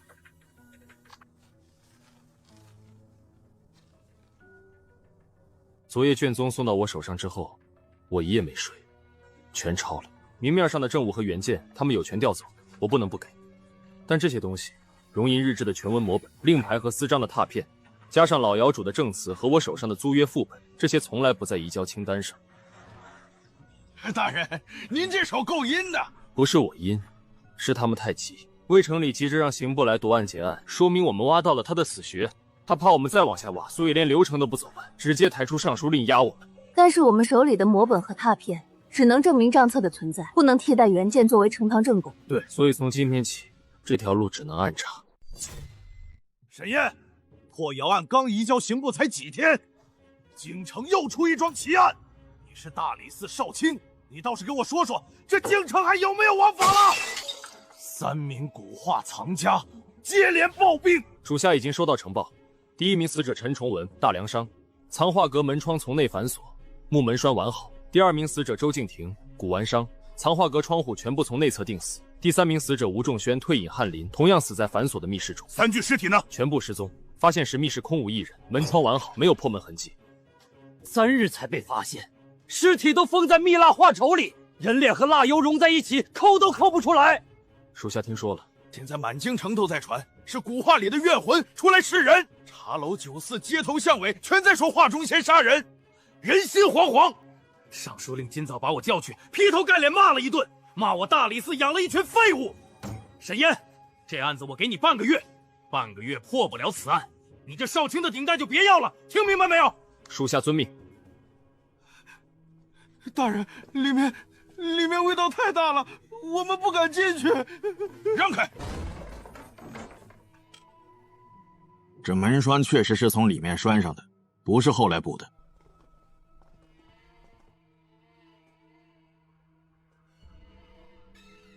我的天，这是怎么弄进去的？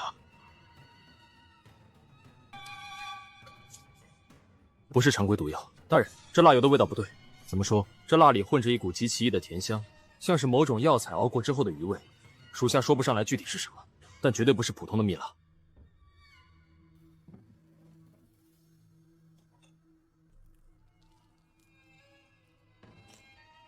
属下需要带回大理寺用火淬法化验，把蜡溶掉，分离出里面的东西。多久？2天，给你1天半，必须出结果。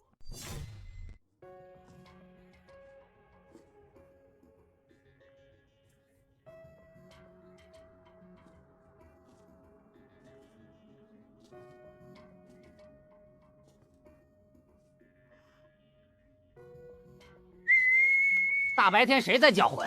吵死了！打扰各位休息了，问几句话就走。你谁啊？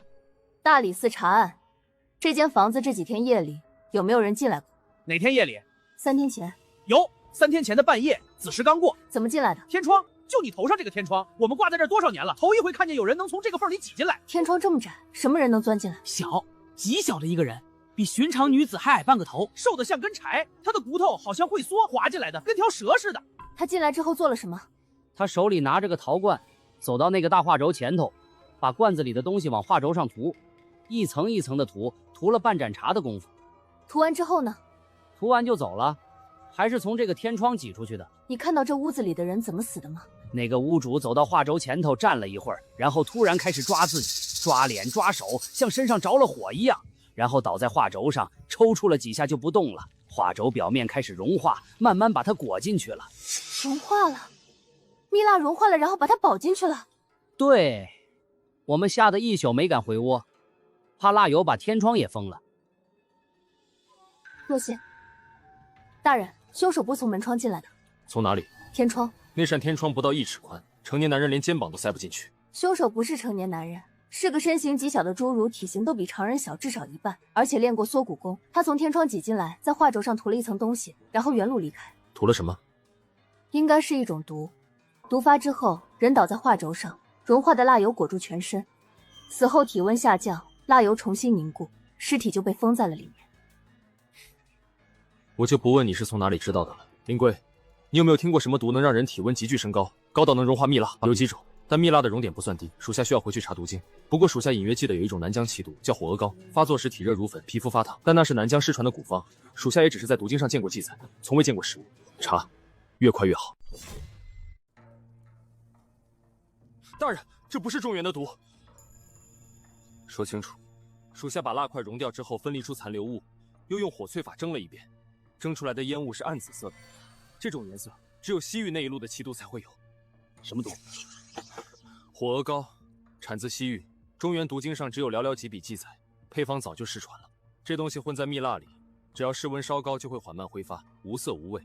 只有蒸到一定温度，才会显出暗紫色的烟。中毒后什么症状？吸入之后7天内骨骼酥脆，皮肉开始溶脂。但最狠的不是这个，人死之后，尸身内部的毒性还在发作，体温反而急剧升高，比活着的时候还烫。体温一升高，包裹尸身的蜜蜡就被彻底融化了。等人彻底死透，体温降下来，蜡油重新凝固，人就被封死在里面。凶手连藏尸的力气都省了，蜡油自己替他把尸体封好了。够狠，杀人不见血。陈崇文，京城粮商，周敬亭，古玩商，吴仲轩，退隐翰林，3个人，3种身份，表面上看毫无交集，但我调了他们半年内的所有交易记录。3个人在半年内都花高价从同一个卖家手里拍下过古画。什么古画？山水、花鸟、仕女，各不同，但来源一样，全都是魏城里府上的旧藏。魏家的旧藏，为什么同时卖给3个不同的人？肯定不是为了赚钱，是灭口。这3个买家一定在交易过程中看到了不该看到的东西，或者手里握了不该握的证据。魏城里先把画卖给他们，再用画杀了他们，干净利落，连凶器都不用还手。又是魏家，这些人莫非也和10年前的旧案子有关联？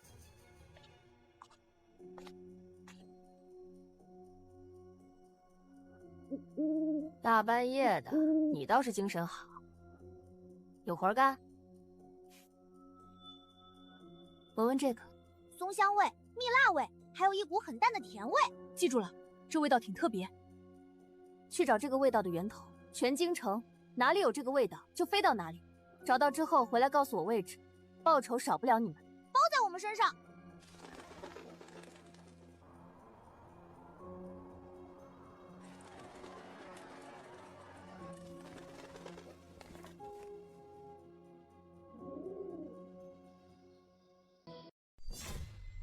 大理寺查案。大人，小姐做的是正经生意，您这是……掌柜的，你这铺子里卖的醉骨香是从哪里进的货？是从西域商队手里收的，1年也就进个3-5两，是因为这个少量可以入药我才卖的，官爷明鉴呀！那上个月谁买了？想起来了，上个月有个男人来过，戴了个青头面具，遮得严严实实，看不清脸。他买了什么？把店里所有的醉骨香全买走了，还有2大块蜜蜡，1大罐松脂油，付的全是现银，1钱都没少。他走路有没有什么特别的地方？有，他走路一跛一跛的，左腿不利索，是个瘸子。他走的时候我特意多看了一眼，因为他进门的时候我没看出来他是瘸子，还纳闷儿这人怎么走路一晃一晃的。青铜面具，跛脚，手腕烫疤，3条命案的凶器原料全是他买的。这人就算不是凶手本人，也是直接经手人。掌柜的，今天问你的话，一个字都不许往外说。要是走漏了风声，你这铺子就别想开了。不敢，小人绝不敢往外说半个字儿。大人，查到了，那个跛脚瘸子从西域厢房出来之后，属下派人盯了3天，最后跟到了城郊一座别院。别院不大，但位置极偏，四面都是荒地，平时根本没人经过。房主是谁？名叫张瑶。张瑶，属下查了张瑶的户籍档案，此人的生母魏氏，正是户部右侍郎魏城里的亲婢妹。张瑶名义上是魏城里的外甥，实际上魏家这些年所有见不得光的黑产，铸假银、洗黑钱、雇杀手，全是由他出面打理。这座别院是5年前置办的产业，正好是魏松开始在城西破窑铸假银的第2年。魏松铸假银，张耀洗黑钱销货，魏长平在户部做内应，魏九负责杀人灭口。魏城里一个人养了4把人，每把刀干不同的脏活。大人，直接抓。不急，抓张瑶容易，但光有买毒药的证据，他完全可以推说是替别人跑腿。魏城里会立刻把他扔出来当替罪羊。大人的意思是先把张瑶盯死，看他接下来跟谁接头。对，张瑶不知道自己已经暴露，他还会继续替魏城里干活，盯住他，等他再出手的时候，连他背后的人一锅端了。属下马上去安排。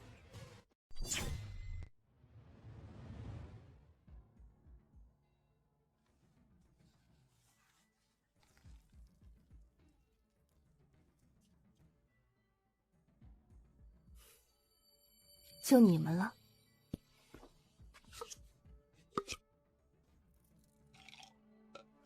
张瑶的别院里全是古画假画，你们进去之后，见到纸就钻，见到江湖就啃，把里面有什么、人在哪儿，全给我摸清楚。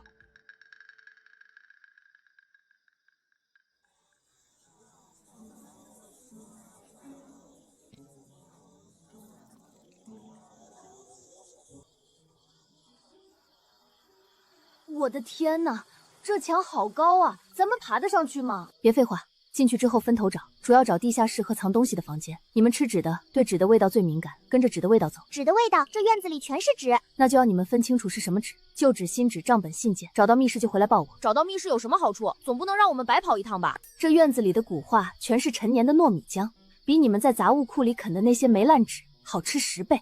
办成了事儿，里头的浆糊任由你们吃个够。糯米浆，真的是糯米浆！走，快走，我带路。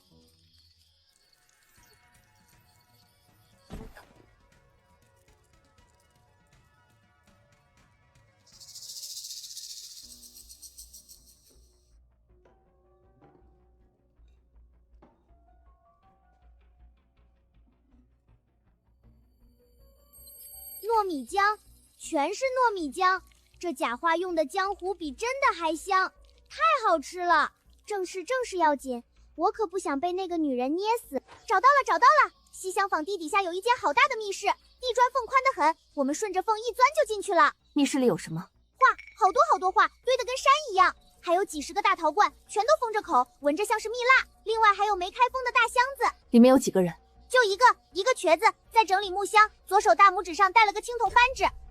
青铜扳指，狼头，黄仙祠那个卖毒药的人，特征一模一样。不是魏九，魏九已经死了，这是另一个跛脚，恐怕是张瑶本人。大人，别院西厢房底下有密室。你确定？确定。张瑶本人就在密室里，左手戴着青铜扳指。青铜扳指，黄仙祠那个卖毒药的跛脚男人也是左手戴青铜扳指。对，特征完全吻合。之前我们一直以为黄仙祠卖药人是魏九，但魏九的腿伤是新的。老窑主说的魏松10年前就是跛脚，而且时间对不上。现在第3个跛脚出现了，张瑶那个扳指很可能是一个身份凭证，谁用就传给谁。或者不止1枚，魏城里给他的每个刀都发了1枚。大人，不能再等了，魏家已经在灭口，从魏长平到魏九，知道内情的人一个接一个死。张瑶现在是活着的最后一个直接经手人，万一魏城里收到风声，先我们一步转移政务，或者灭口张瑶，这条线就彻底断了。对。赵虎，在，传令下去，所有人在此待命，不准离开校场半步，不准与外界有任何接触。从现在起，任何人不可擅自离队，违令者，军法处置。是。今夜亥时3刻出发，分3路包围城郊别院。赵虎带人封住前门后门，切断所有出路。我带人从正门突入，苏岩跟着我，负责指认密室位置。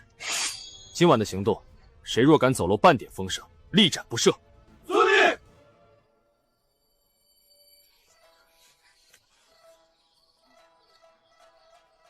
密室入口在哪个位置？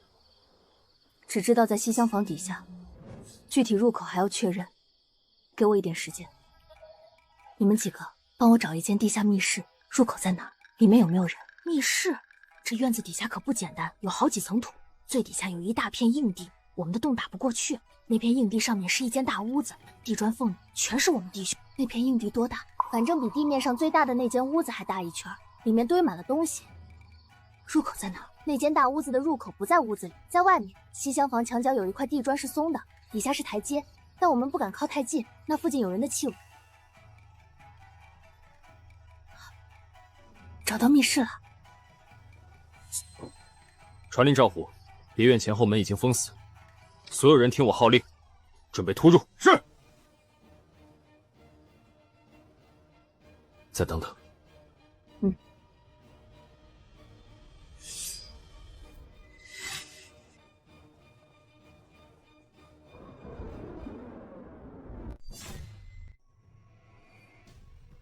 上。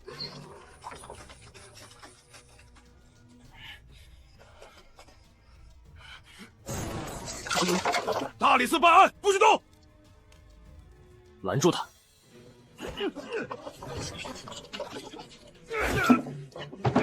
老实点，再动一下卸你胳膊！你们竟敢擅闯私宅！我要见魏大人！事已败露，速将相关人士。相关人什么？说！我不知道，我什么都不知道，我就是个替人看院子的。张瑶轻启，月后即焚。看院子的值得魏府专门送密信，还月后即焚。把他面具摘了。上个月你在城西香料铺买了大量的醉骨香和蜜蜡。3天前，陈崇文、周敬亭、吴仲轩3人死在自家藏化阁里，死因正是醉骨香中毒。你还有什么话说？我不知道什么醉骨香，买蜜蜡又不犯法。那这封让你速将相关人灭口的信，你怎么解释？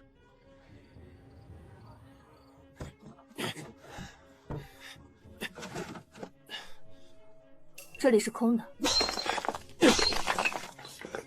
我的娘，这味儿！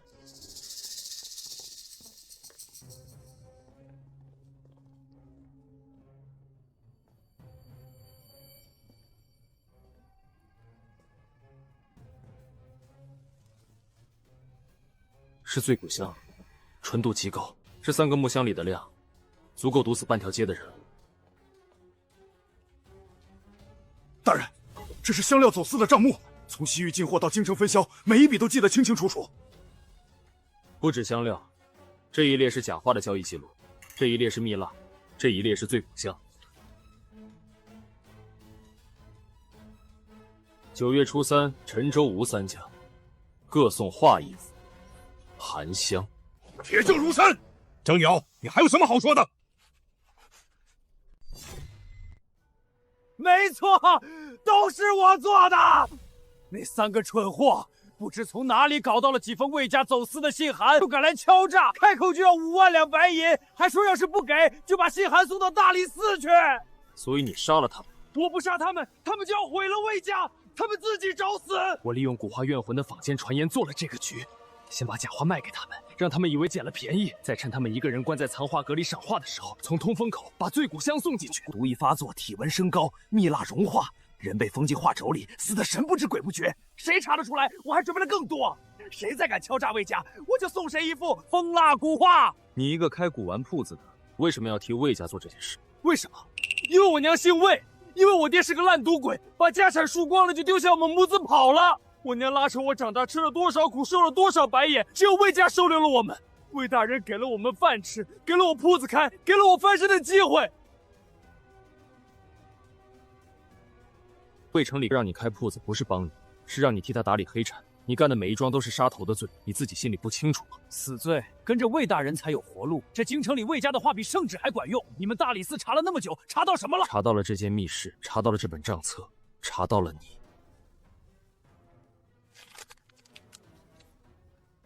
大人，这里有一份名单，抬头写的是苏远案。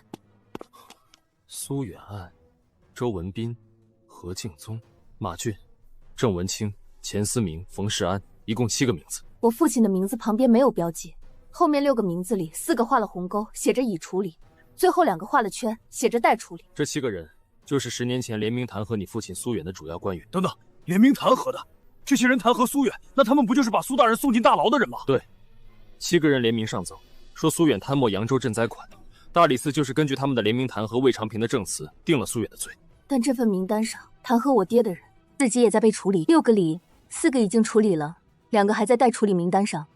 张瑶，这份名单是谁给你的？张瑶，你刚才说你娘是魏家的胞妹，只是你亲舅舅，你以为魏城里给你铺子给你银子是在照顾你，但你有没有想过，他把最脏的活交给你是在拿你当刀？把他押回大理寺，密室里所有东西全部装箱封存，一件不漏。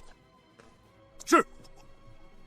这份名单上有2个活着的证人，我们必须赶在魏成立之前找到他们。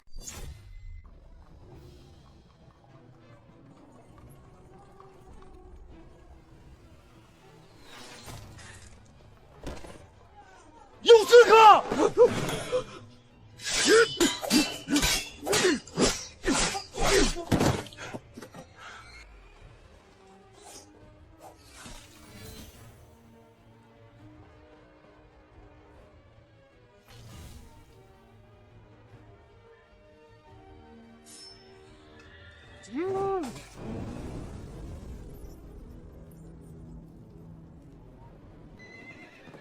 大人，属下无能。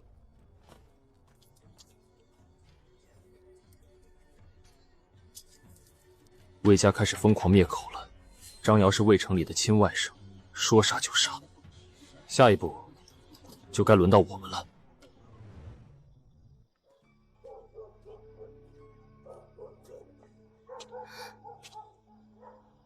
赵虎大哥，沈大人的命令，今晚开始，我们轮值守夜。姑娘放心进去吧。大人请看，魏家走私香料所得的巨额银两，通过地下钱庄多次转手，最后大部分都流入了户部的官银储备。这手法和10年前苏远大人查办的假官银案如出一辙。还活着的只剩2个人，必须尽快找到他们。苏姑娘，外面来了个老人家，非说要见你。他说自己是10年前看守天牢的狱卒，看守过令尊。他说有件东西他替苏大人藏了10年，今日必须当面交到苏家后人的手上。你是看守过我爹的狱卒？是，我叫周福，你是苏大人的闺女。我是苏妍。周老伯，进来说话。拿着，苏大人临走前塞给我的。这是什么？他说这东西能开老宅书房墙里的暗格，让我一定等他的家人来取。你等了多久？我躲了10年。苏大人对我有恩，当年我儿子病重没钱抓药，是苏大人从自己俸禄里拿了银子给我。我这条命是苏大人救的，替他守一样东西算什么？可我怕我等不到你来，就被人弄死了。10年的天牢里到底发生了什么？我爹到底是怎么死的？不是畏罪自尽，苏大人绝不是畏罪自尽。我在天牢当了20年的差，见过真自尽的，也见过被人弄死再挂上梁的。苏大人死的时候分明嘴角撕裂，脖颈淤青，那是被人按住硬灌毒酒才有的死法。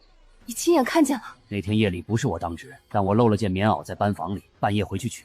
走到天牢走廊拐角，听见里面有动静，我探头看见2个穿黑衣的人，正把苏大人死死按在地上，一个人掐着他的嘴，另一个人端着酒壶往他喉咙里灌。2个人？2个，一个高瘦，一个矮壮。灌完了酒，高瘦那个说了句魏大人问你好，然后他们就走了。我不敢进去，捂着在拐角里，等他们走远了，我才敢爬进牢房。我爹还活着吗？还有一口气。他挣扎着往我这边看，用手指在地上写了几个字。我爹写了什么？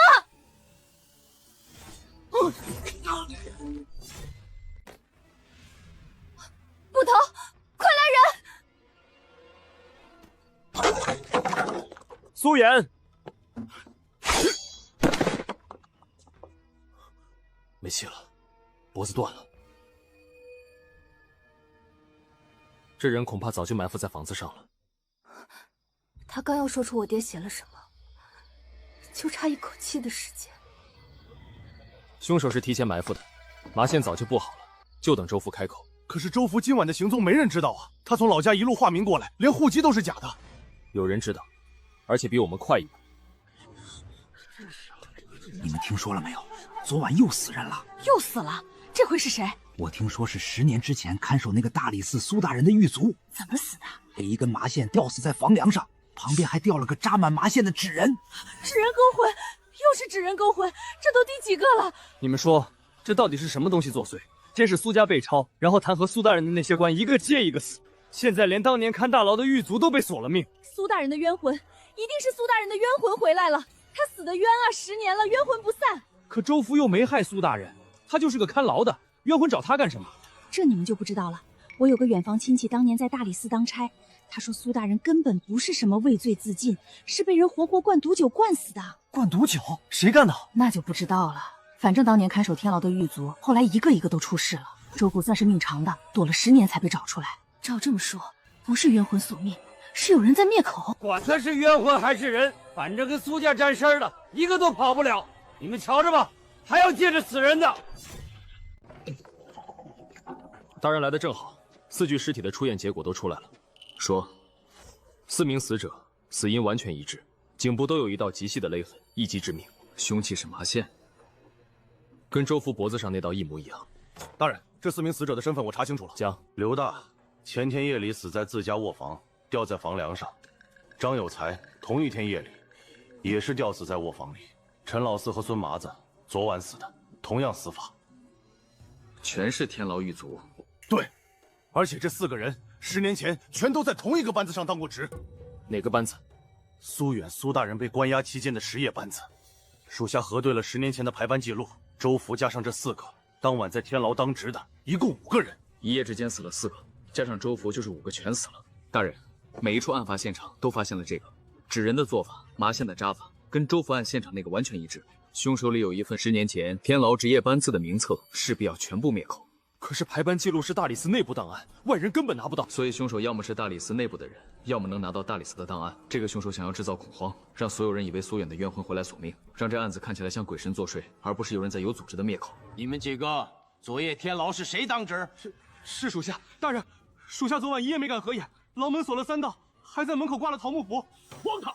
堂堂大理寺天牢挂桃木符，传出去了，刑部和督察院看笑话吗？可是大人，纸人索命的事全京城都传遍了，说苏大人的冤魂专杀当年看守他的狱卒，我们这些当值的够了！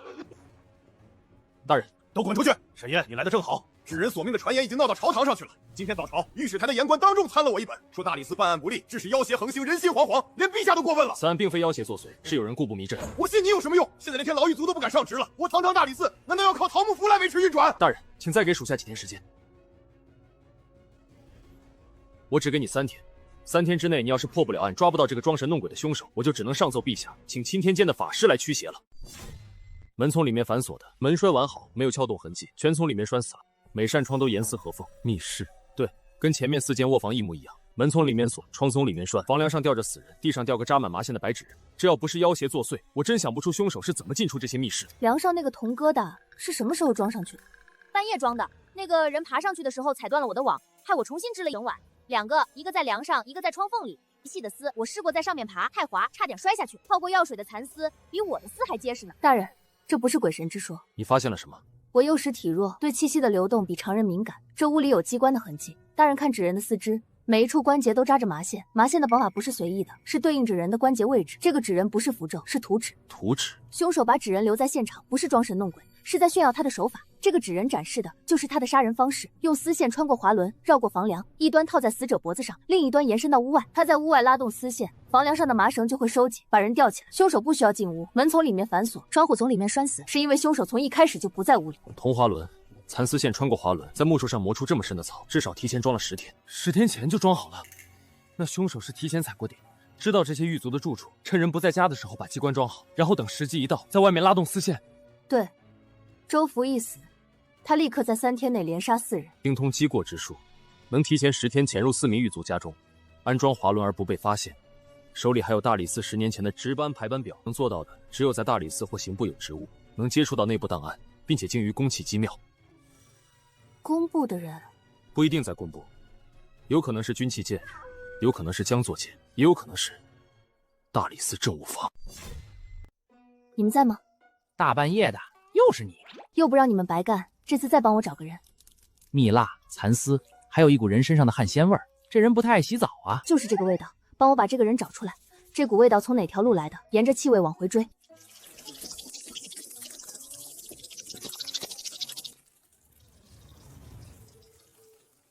味道最浓的地方就是这间铺子。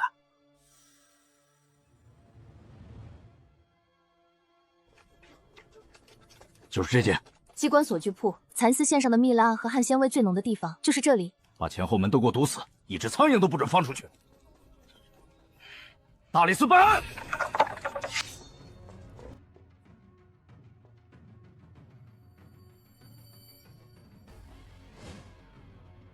就是这东西，大人说的没错，纸人是从这儿做出来的。后面有人，哪里跑？找死！啊！有毒蜂！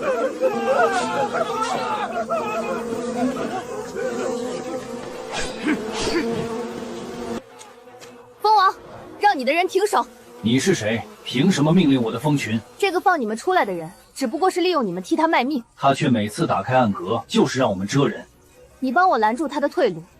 你的蜂群今晚吃的蜜管够。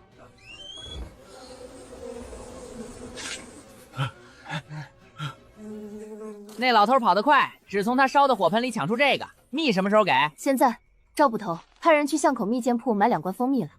马上去。清理所有相关狱卒，一个不留，确保无人能后面烧没了。这字迹和魏转密室里那份苏远案名单上的字迹完全一致。所以给张瑶下灭之令的和给这个跛脚老头下杀狱卒令的是同一个。对，或者说是魏城里授意由同一个幕僚代笔。那这个跛脚老头是谁？为什么替魏城里杀狱卒？ 10年前苏远案的知情人，除了弹劾他的那7个官，剩下的就是天牢里亲眼看到他被灌毒酒的狱卒。7个官里5个已经被魏家处理了，剩下2个在逃。天牢狱卒这边，这是最后一个活着的，现在全死了。凶手是在替魏城里擦屁股，把10年前所有可能作证的人一个一个全杀了。对，而且这个凶手不是普通的杀手，他精通机关术，能在10天前潜入4名狱卒家中，安装滑轮机关而不被察觉。大人，从张瑶到木器铺老板，魏家的脏活全外包给了这些见不得光的人。咱们抓了一个又一个，魏成连自己呢，坐在户部衙门里喝茶，手上干干净净。所以要抓他，必须有铁证。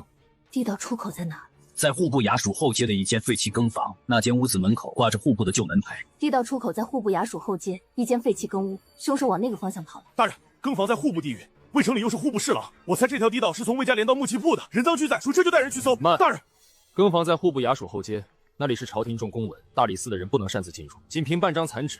别忘了魏城里正愁抓不到大理寺的把柄。那就这么算了？不算。赵虎，带几个最机灵的弟兄，换上便服，在更房外围布下暗哨，不要惊动任何人，只盯不抓。记下每一个进出更房的人，如果看到那个跛脚老头，立刻回来报我。是。去查这家木器铺的房契户籍登记，把这个姓张的给我挖出来。遵命。这人手里有10年天牢的值班排班表，这个人的身份一旦查出来，10年前的很多事就能串起来了。大人觉得他是谁？他在10年前一定以某种方式接触过苏远案，也许是给天牢做过机关的人。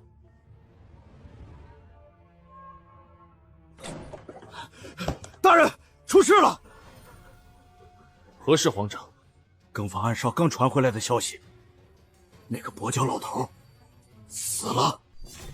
凶手又一次被灭口，幕后黑手一直快我们一步，证人和证据都要被他们抹掉，必须想办法破局。莲花，小时候书房门上也刻着同样的莲花。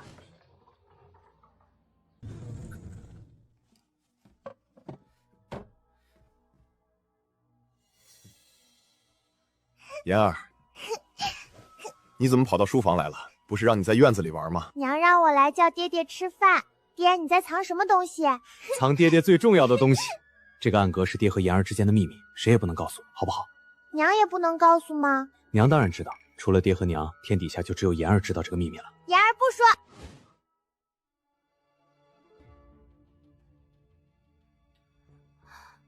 老宅书房的莲花标记，这钥匙不是开箱子锁的，是开那面墙的。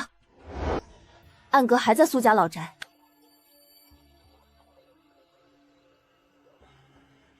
你进去，我在外面守着，有动静就敲3下墙。你在外面守着就好。这里离户部衙署只隔3条街，魏城里的人随时可能在附近巡逻。我带了4个兄弟，分2头堵在巷口，你放心进去，外面交给我。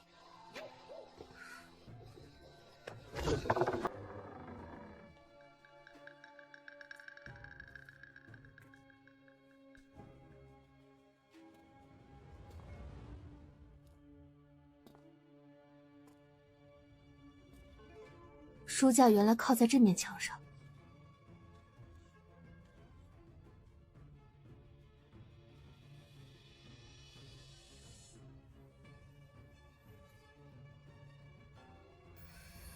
找到了，暗门真的在这里。就是这里，但砖缝被泥灰封死了，10年没人动过。雨水带着泥沙灌进去，机关应该卡住了。三花，帮我闻闻，这面墙哪里有缝隙？这块砖后面是空的，但现在砖缝全被泥沙堵死了，机关卡住了。那就叫白蚁来干活，我又不是打洞的。你们能帮我把这个砖缝挖开吗？这是什么东西在咬？白蚁，乙酸化铜锈，比铁锤快。你连白蚁都能使唤？他们帮我开锁，我把这院里10年没动的朽木全留给他们，这叫雇佣。锈化干净了，锁芯弹簧有点松，慢慢转，别用蛮力。多谢。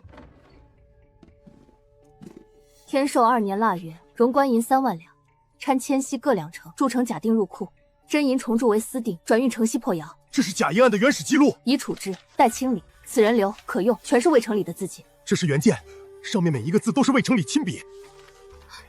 这是我爹的笔记。天寿3年4月初2，今日被魏忠诚召去问话，言语间尽是敲打试探，料已败露，彼等必不肯容我。现将此册藏于老宅暗阁，与同月一并托付州府。若苏某有不测，望后来者凭此册翻案，还我清白，还朝廷一个公道。他被捕入狱的前一天写下的最后一段话。苏大人10年前就把账册藏在这里，只要当时有人来查，铁证如山。可惜了，抄家时谁也没找到这个暗格。爹，我等了10年，拿到了。这上面每一个名字，每一笔账，我都不会放过。回大理寺，这东西必须立刻交到沈大人手上。魏城里灭口灭到现在，就是为了毁掉这本账本。他还不知道，10年前我爹就已经把铁证藏在了谁也找不到的地方。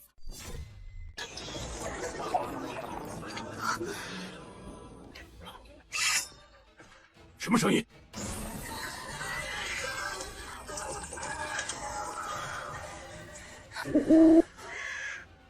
低头！呀！这不是野鸟，是被人驱来的。退到院子里去，书房太窄，施展不开。哪来这么多蛇？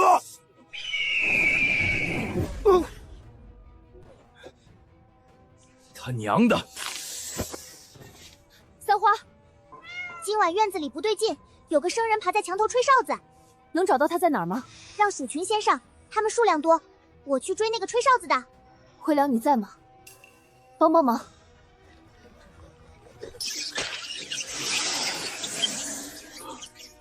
我打了10年仗，没见过这种场面。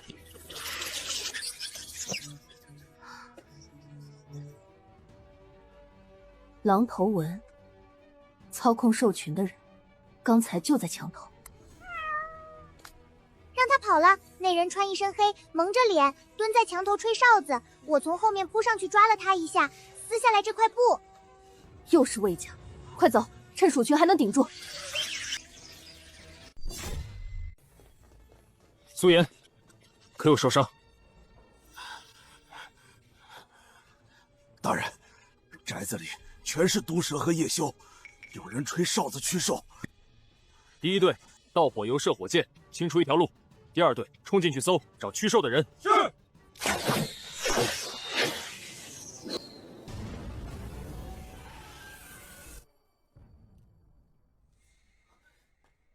这是那个驱兽的人，被自己的毒蛇咬死了。蛇咬的牙痕太整齐，位置又正好在颈侧，是有人把蛇按在他脖子上咬的。又是灭口。这老头替魏家驯兽杀人，最后死在自己养的毒蛇嘴里，魏城里连给他收尸都不屑。刑部今早强行提走了纸人案的全部卷宗，这是回音。查结，跛脚老头一死，他们就急着结案，连戏都不肯多演2天。魏城里丢卒保帅，这个老者在魏家养了这么多年，知道他太多事。魏城里怕他落到大理寺手里，索性直接灭口，再让刑部结案封档。这样一来，谁都别想再往下追。跛脚老头死了又怎样？真正要他命的证据在这儿，假银案的原始账册。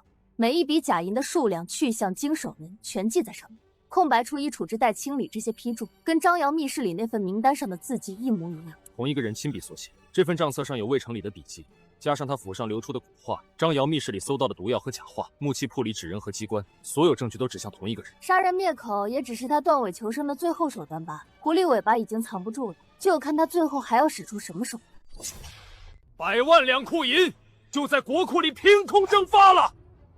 朕的国库，朕的银库，大门紧闭，封条完好，银子长翅膀飞了不成？你们给朕说说是怎么回事？圣上息怒，老臣也不知。你不知？你是户部尚书，银子在你眼皮底下没了，你跟朕说你不知？那你这个尚书是干什么吃的？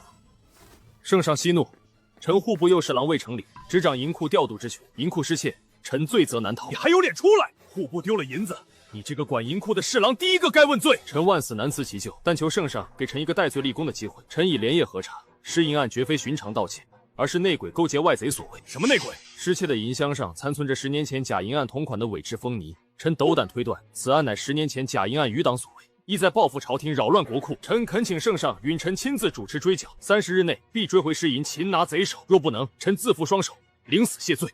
启奏圣上，国库失窃关乎朝廷根本，仅凭户部自查，恐有疏漏。臣大理寺少卿沈验，请命与户部一同核验银库，以保公允。准。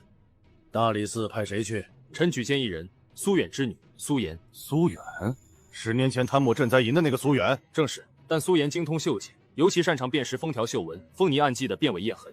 当年户部官筹失窃案中的封条伪造痕迹，便是此类手法。臣以为他能为核验提供独到之见。准了，退朝。沈少卿举荐得好，本官也想知道苏远的女儿有多大本事。圣上准了。准了。魏城里当着满朝文武的面，要把新案直接栽赃到你父亲头上。他说失窃银箱上残存10年前假银案的伪制封泥，是余党报复。他连戏文都编好了，先把自己摘干净，再把新账赖到我爹身上，旧案新案一起定死。他敢这么编，说明银库里已经布好了局，就等我们去踩。局做的再细，总有限度。银库是他的地盘，他用的是户部的人、户部的银子、户部的封泥，这些我们撬不动，但有些东西他撬不动我们。这是昨晚在银库外墙的砖缝里待了一整夜，砖缝太窄了，差点卡住。你的意思是，这只小虫能充当眼线？进银库之后，他会给我们带路，他的地盘也未必没有我们的眼线。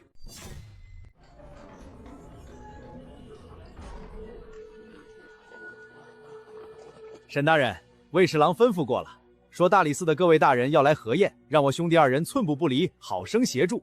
您有什么需要，尽管吩咐。那就让开。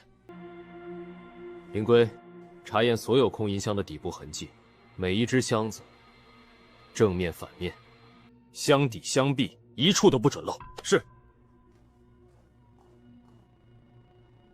赵虎，带人接管银库外围巡查，从此刻起，没有我的手令，任何人不得单独进出银库，包括这2位协助的户部差役。明白？怎么？有意见去跟你们魏大人说，在大理寺办案期间，这银库内外我说了算。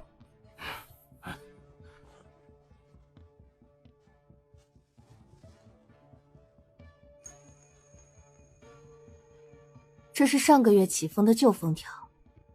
苏姑娘，仔细些，别碰坏了户部的要件。封条绣纹的丝线走向、经纬密度、打结方式，每批封条都有细微差异。怎么，你们还怕人看不成？这里有东西，往前走第3个货架，右手边最下面那层。昨晚他们搬了4只箱子放在那儿，箱子底下铺了什么东西，我没看清，但有股臭味。苏姑娘，这排货架放的也是旧封条，没什么好看的。旧封条也有旧封条的用处。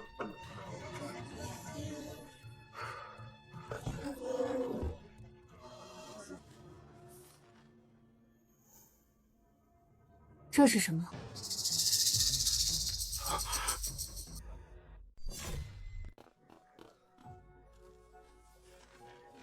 这是10年前户部官银入库的原始批单，落款魏松。魏松，那个失踪的户部工匠。批单上记着，这批银锭的成色、重量、印记全由他一人核验，而这份批单不该还留在库房。按户部规矩，入库批单应在当年年底移送归档，绝无道理10年后还压在空箱子里。这箱子是谁放在这儿的？这库里箱子成百上千，下官哪记得住？沈大人，我们户部的库银封条完好，门锁未动，不知道大理寺还要验什么？验这地上的灰不成？杜姑娘趴在地上看了半天了，看出什么名堂了？莫不是看上了我们户部的灰尘，想带2斤回去研究？哎呀，我的针！又是你，你能不能掉点能吃的？别废话，这银库底下有东西，你们从砖缝钻下去，看看地底是什么。地底？你脚下是3尺厚的夯土，我们钻不动。再硬的土也会有裂纹，找到裂纹钻下去，看看夯土下面是什么。找到了有什么好处？大理寺厨房的腊肉3斤。走。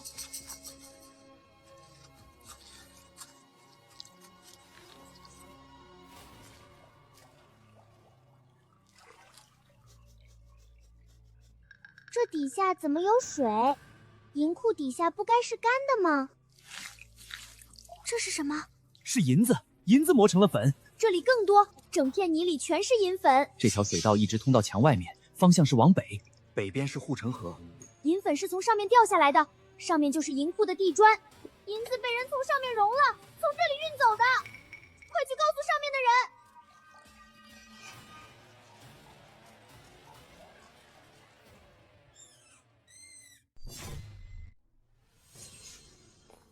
我知道银库里的银子是怎么消失的了，是被人融了之后，通过地底暗渠运走的。放肆！你一个小小民女，竟敢污蔑户部！地底暗渠？你编故事呢？有人在银库下方挖了一条暗渠，用高温将箱底银锭融成银水，顺着暗渠流走，无声无息运走了库房中的银子。胡说八道！银库地底是3尺夯土，哪来的暗渠？有没有暗渠，挖开看看就知道了。地属隐穴，水脉浮空，民女观地属决洞的痕迹，这块地砖下方必有空洞。一派胡言！户部银库，朝廷重地，岂容你一个妖女借着老鼠装神弄鬼？来人，把这个妖言惑众的女子给我拿下！大理寺办案，谁敢阻拦？魏大人，圣人口谕，命大理寺一同核验银库。苏岩是大理寺举荐的核验人，他的话就是大理寺的话。你要在大理寺办案现场拿人，先问问我这把刀大不大？掘地3尺，给我挖。是。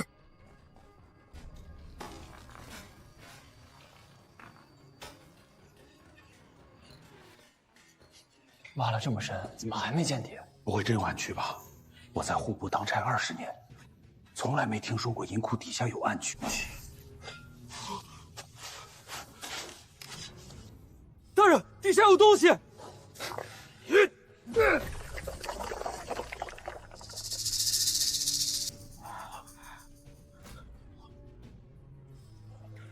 大人，底下是一条暗渠，渠壁上刻着狼头，跟之前破窑和密室里的一模一样。这条暗渠往北延伸，直通城外护城河。魏大人，您执掌银库调度多年，地底下被人挖了一条通到城外的暗渠，您毫不知情？何人如此大胆，竟敢在户部银库地底挖出这等暗渠？这是在绝我朝廷的根基！魏大人不必忧心，暗渠既已找到，真凶藏不了多久了。大理寺自会追查到底，将所有涉案之人绳之以法。暗渠的出口果然通到护城河，从这里往下游追，应该能找到熔银的窝点。水路难以寻找线索，让鱼来追。你是谁？这里都好久没有人来过了。除了人，这段时间有没有人开船从这里运过东西？我想起来了，就在前几天。我会带更多食物来，拜托你们帮忙带路。好的。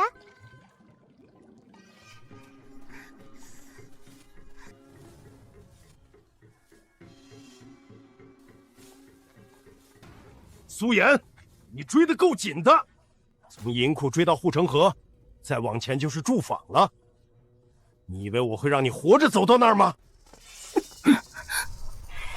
你爹10年前就死在这条线上，你比你爹还难产，居然挖出了银库底下的暗渠。但没关系，今天这条护城河就是你的葬身之地。魏成礼，你在朝堂上装不下去了，银库暗渠暴露，刑部保不住你，你就亲自带刀来杀人灭口。杀你需要我动手吗？推下去喂鱼更省事。等沈燕赶到，人早就泡烂了。走，回住房把剩下的东西全烧了，一样都不准留。他怎么掉下来了？刚才不是还在岸上跟我们说话吗？他不会有水，你没看他手脚乱扑腾吗？那还愣着干什么？推他上去！让开，让开！我们力气大，我们来顶腰！加把劲儿，快了，快了！水面就在头顶上。他承诺的报酬还没给呢，不能让他死在这儿。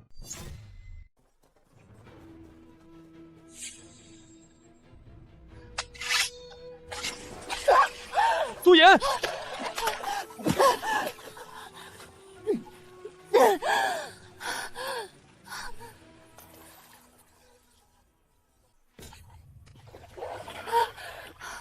谁干的？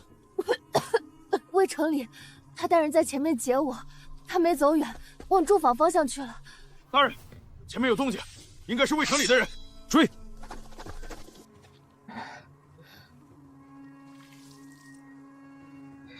多谢。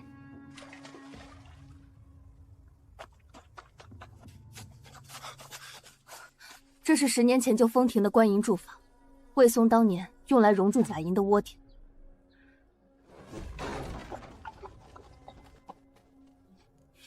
人刚跑，炉子还是热的。大人，是银购。这炉子最近还在用，熔的就是官银。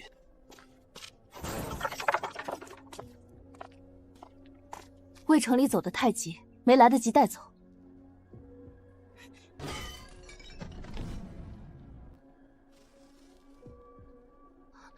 是我爹的字迹。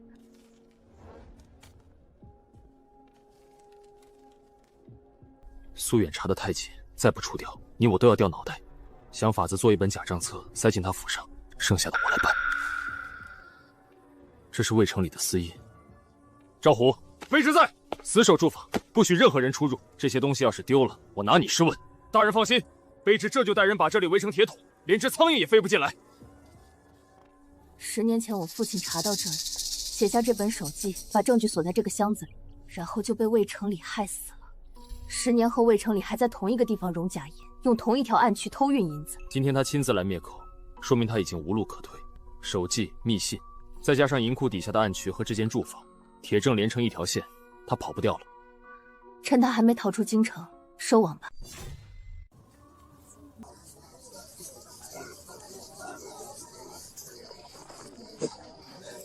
主公说了，大理寺的人已经封了住坊，里面全是证据。我们进去之后分2路，前门佯攻，吸引守卫；另一路从后墙翻进去，找到密室里那口铁皮箱，全部烧掉。看见那条暗渠没有？实在冲不进去，就炸开暗渠堤坝，把护城河的水引进来，水淹住坊，所有东西一起沉到河底。主公说了，今晚的事儿办成了，每人赏银500两；办不成，你们知道后果。走。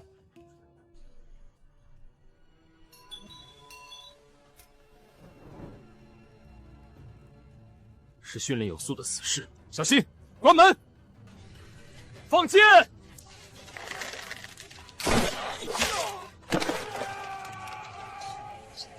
赵虎，守密室。是。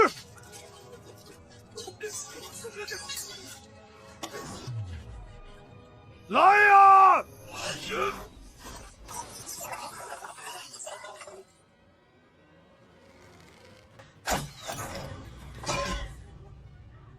想进去，踩着老子过去！停了！守住密室，一个都不准放进去！去禁军大营找禁军统领，飞高一点，别让人看见。禁军一到，这些铁证就是扳倒魏城里的最后一刀。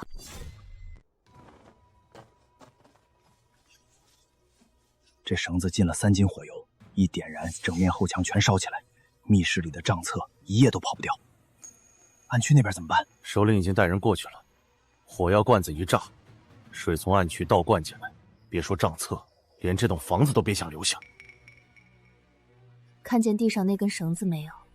在中间咬断它，别让他们点着。进了火油，咬起来味道不好。忍一下，回头给你们捉一罐活蚂蚱。一言为定。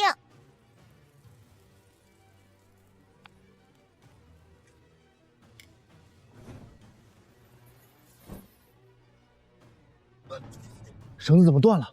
这是新的呀！别管绳子了，火药罐子在首领那边，他一点火，整个暗区都炸开，这间破房子照样毁。禁军增援，全部拿下！好在没伤到骨头，你运气好。运气好，老子硬扛的。袭击大理寺办案现场，企图销毁证据，谋杀朝廷核验官，每一条都是死罪。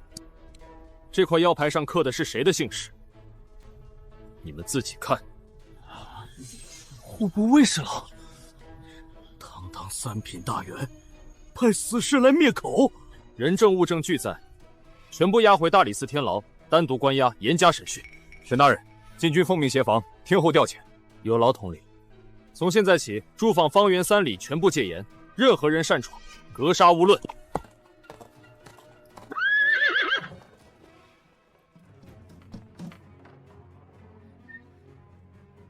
圣上已经看过禁军统领的急报，口谕：宣大理寺少卿沈燕即刻觐见。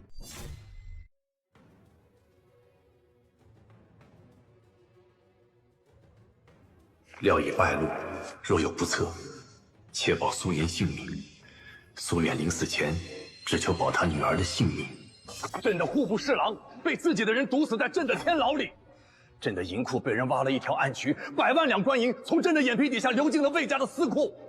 沈燕，朕这个皇帝是不是当得太糊涂了？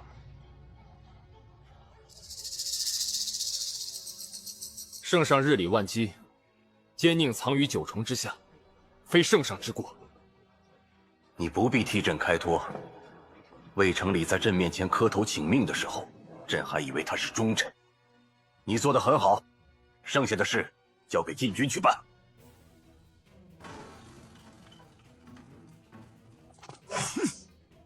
魏成礼，奉圣上口谕，就地缉拿！你们好大的胆子！我是朝廷3品命官，没有圣旨谁敢动我？圣上口谕，即刻缉拿。魏大人要圣旨，到了天牢里自然会看到。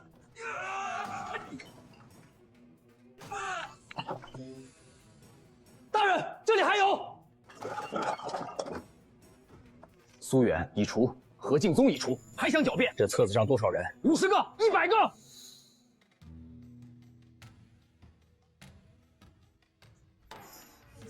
魏成礼，昨晚从你府中搜出黄金3万两、假官银模具57套、暗杀名单1本，名册上共录有73人，其中41人已查明遇害。你还有何话说？我认。10年前，苏远查到了假银暗区的走向，他拿着勘验手机来找我，说要去见圣上。我拦不住他，只能先下手。我让魏松伪造了一本探墨账册，让人趁夜塞进苏远府上的书房，又让魏长平出面做假口供，说亲眼看见苏远收受扬州盐商的贿赂。我买通了天瑶狱卒，在给他的饭菜里下了咒毒。苏远入狱之后呢，这10年户部的银库就是我的钱庄，假银掺假融了充国库，真银从暗区流出去进我的私库，谁要查谁就死。苏远是第1个，后面还有第2个、第3个。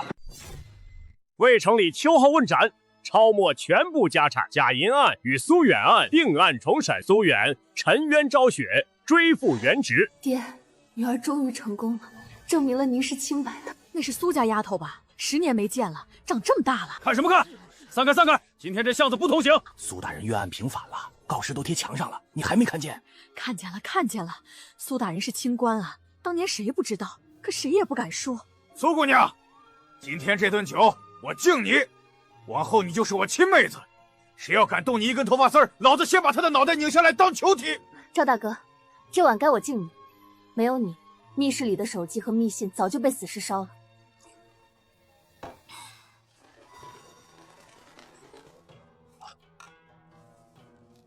魏城里逃了，去提人的时候，发现牢房里关的是替身。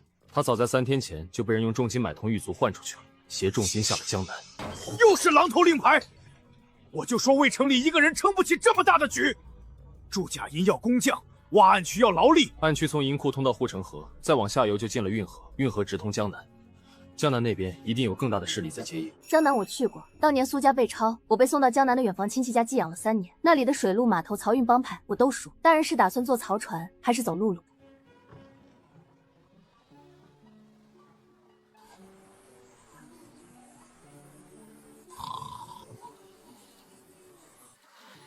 那边你熟，到了以后先找谁？先找码头上的麻雀。那边的麻雀比京城的肥，嘴巴也碎。码头上谁家进了生人，哪条船载了重货，他们全知道。又来了，到了江南又要跟鸟说话。